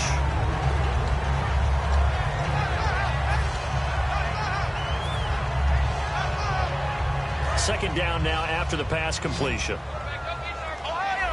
They'll put 2 receivers left, 2 to the right. A second down throw for Prescott.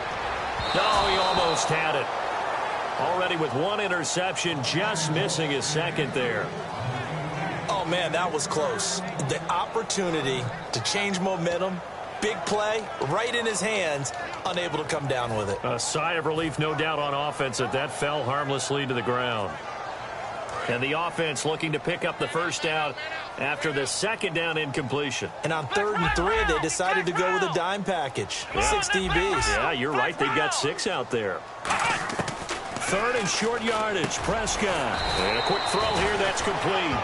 And how about this one now? In their own territory, a gutsy call. They're going to go for this on 4th and a yard.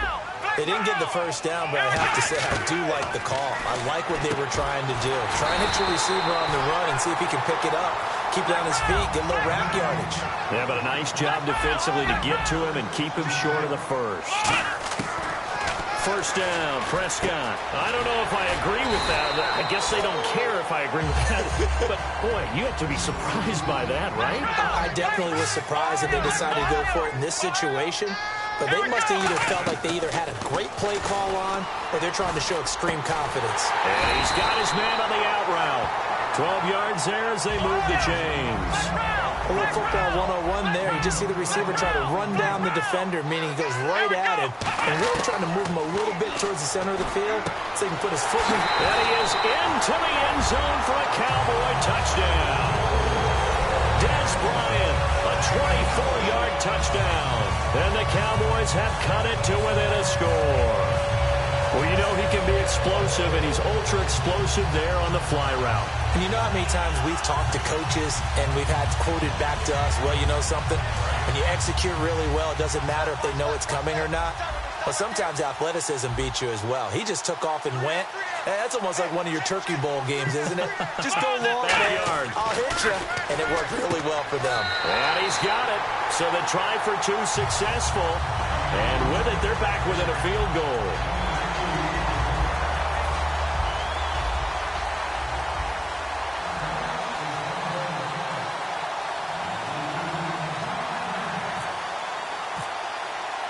Bailey now to kick it away after the touchdown.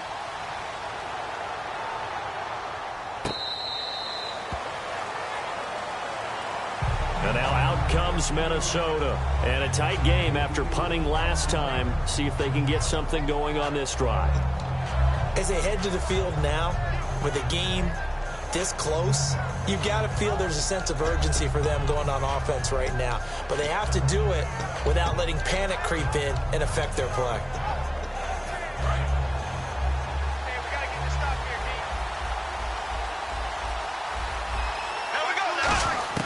A first down throw for Bradford.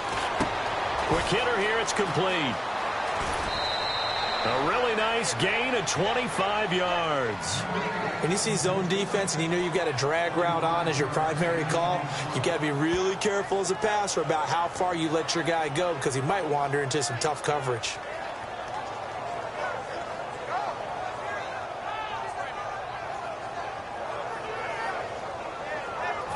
So here we go, 1st and 10 now.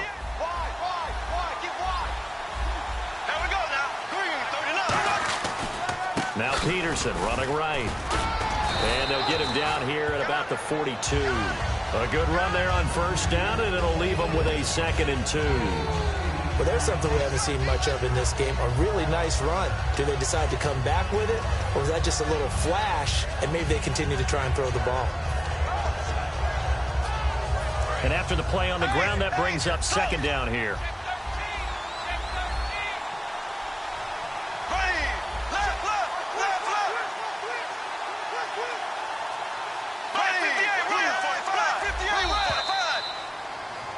Back now in Arlington.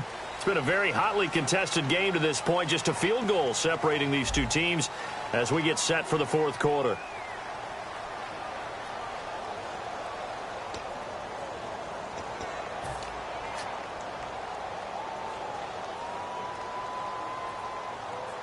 Offense in a good spot here, 2nd and 2.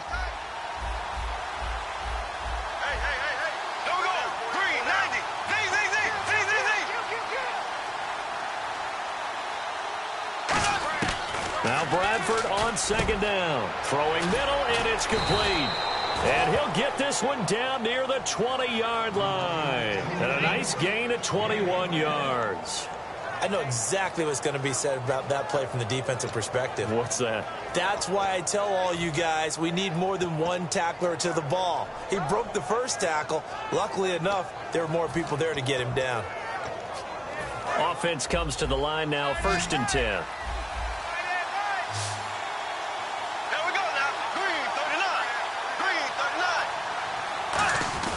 They go play action here on 1st down. He's got time in the pocket. That is caught at the 7. That one goes for 16 yards. It sets him up 1st and goal.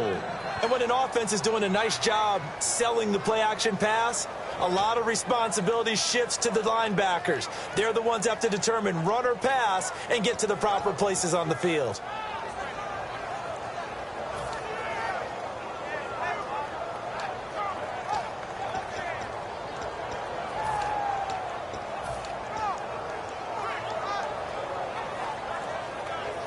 And now inside the red zone, the offense will operate.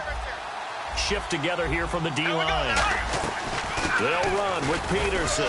And that'll get him halfway there as he takes it from the 6 to the 3-yard line. Well, Brandon, we always know that once you score one touchdown, you're without a doubt. And so far today, he's got one, but was denied as he tried to get the second one.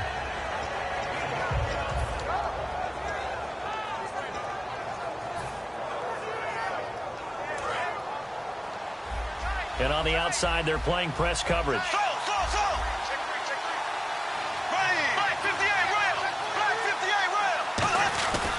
They'll run for it with Peterson. And he's maybe going to get this back to the 4, but that's about all. And they'll lose a yard that time, and that's going to lead to a 3rd down. Line of scrimmage at the 4. Here's 3rd and goal.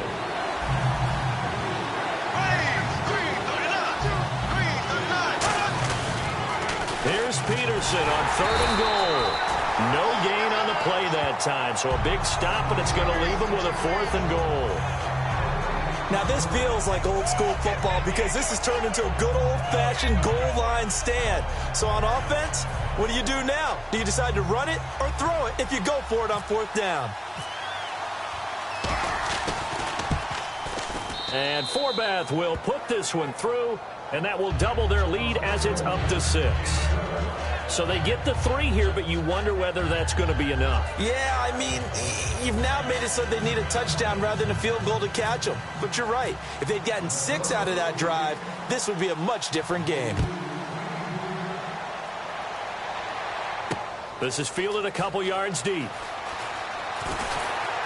And he'll be brought down at the 23, make it the 24-yard line. And now Dallas gets set to take the field. And that last drive, a long drive, but not just that. They had a great air attack going. Do they stick with that? I would think that they would, because if they were confident enough to do it on the last drive, starting backed up in their own territory, why would you change anything? They've got to be confident about what they're presenting and continue to do so. Yeah, because the secondary, they really look clueless.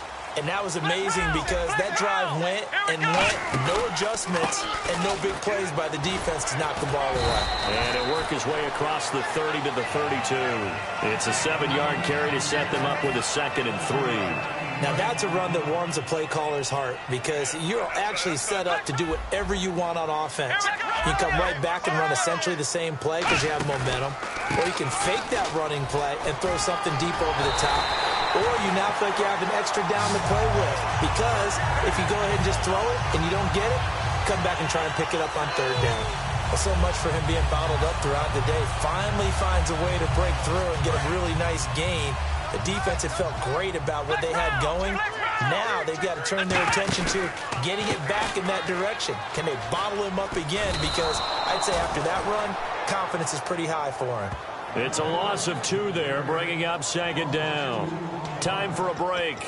We'll come back, see what transpires after this.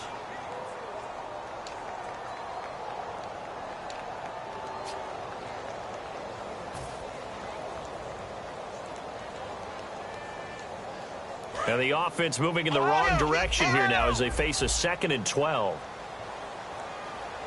Come on, let's go! They'll try to throw now. Prescott. Oh, he dropped it. They were looking for him in the middle 3rd. He couldn't catch it. Now 3rd down. Slants are so tough to cover because everything happens so fast. But sometimes it happens too fast for the guy catching the ball because all of his movements have to be quick off the line of scrimmage, and then all of a sudden the ball's right on top of you. And maybe he got a little bit ahead of himself there. And a lot of times coming in with good pace, and he dropped it. And the Vikings with an extra defender in the secondary on 3rd. Playing coverage here. He's back to throw. And he takes a shot on the release as this will be incomplete. Well, any caused incompletion is good for a defense. But when you add to it, you get a little hit on the quarterback, knock him to the ground, make him think a little bit, hopefully knock him off his game, especially in a game of this magnitude, this tight in the 4th quarter. Got to feel pretty good as a defense.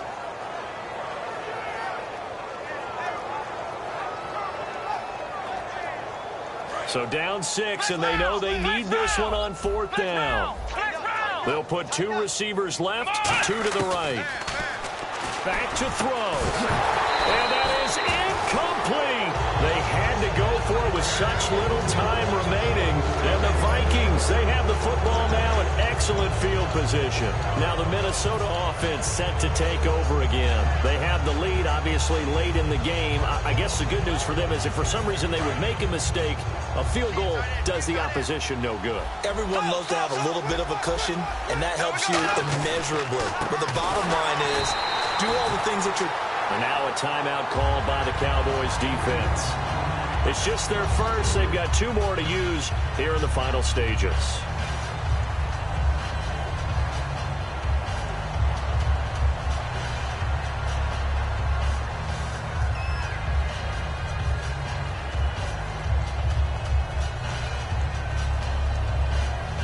Defense in a good spot. Let's see how the offense responds with a 2nd and 13 now.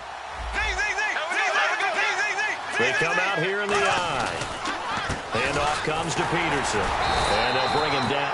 And now the Cowboys are going to call another timeout. That'll be their second, so one more chance to stop the clock here, and we'll be back.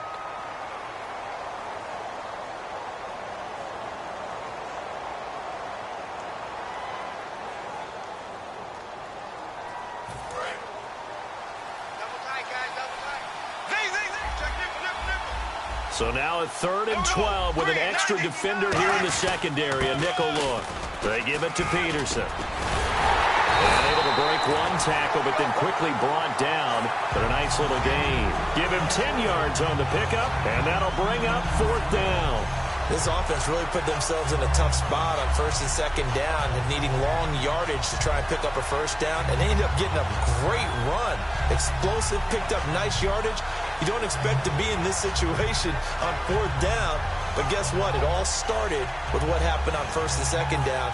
Really put them behind the 8 ball. So on 4th down, out trots the kicker in a big spot here.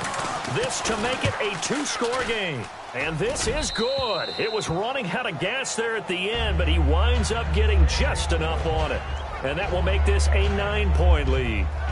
So barring something extraordinary, something crazy here in the closing stages, that field goal should just about put this one on ice. Brandon, this will be a great win for them. The better team's going to win this game, no question about it. This fielded a few yards into the end zone.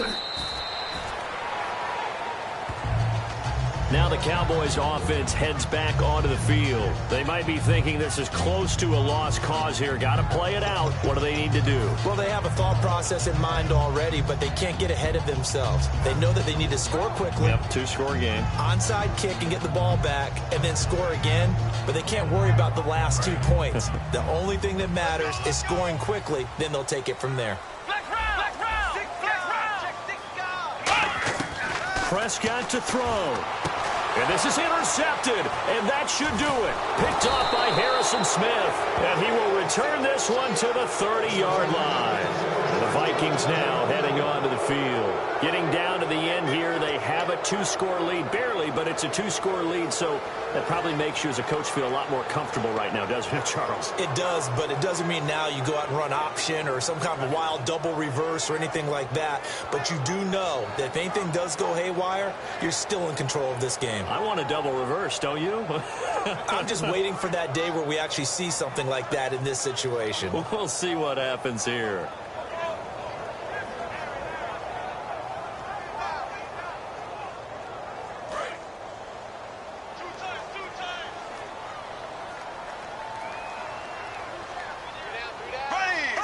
The D can only stop it one more time as they take the knee.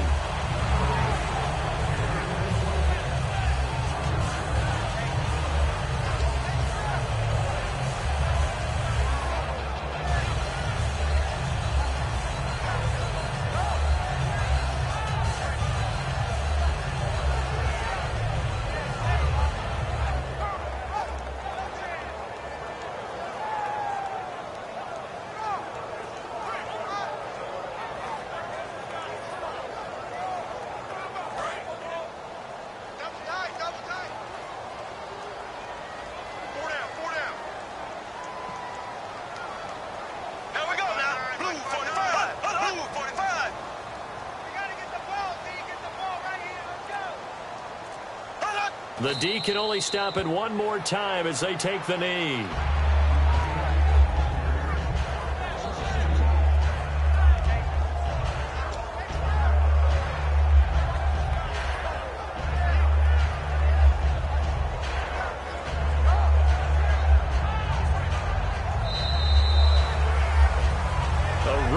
In the National Football League, Charles, you never take that for granted no matter who you're playing, no matter where you're playing. You take it and you run with it. And you know you primed the pump all week in your own home facility. No one thinks we can do this. Only people who believe are right here in this room. And then you go on the road, band together, and get it done.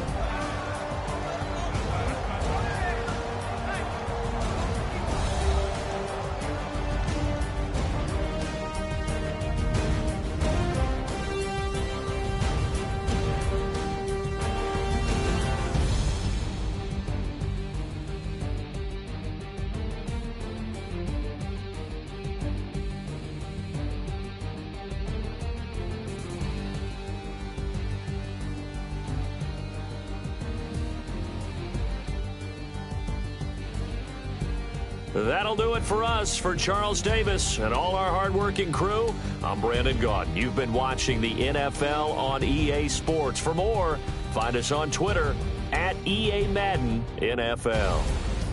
With that, we say so.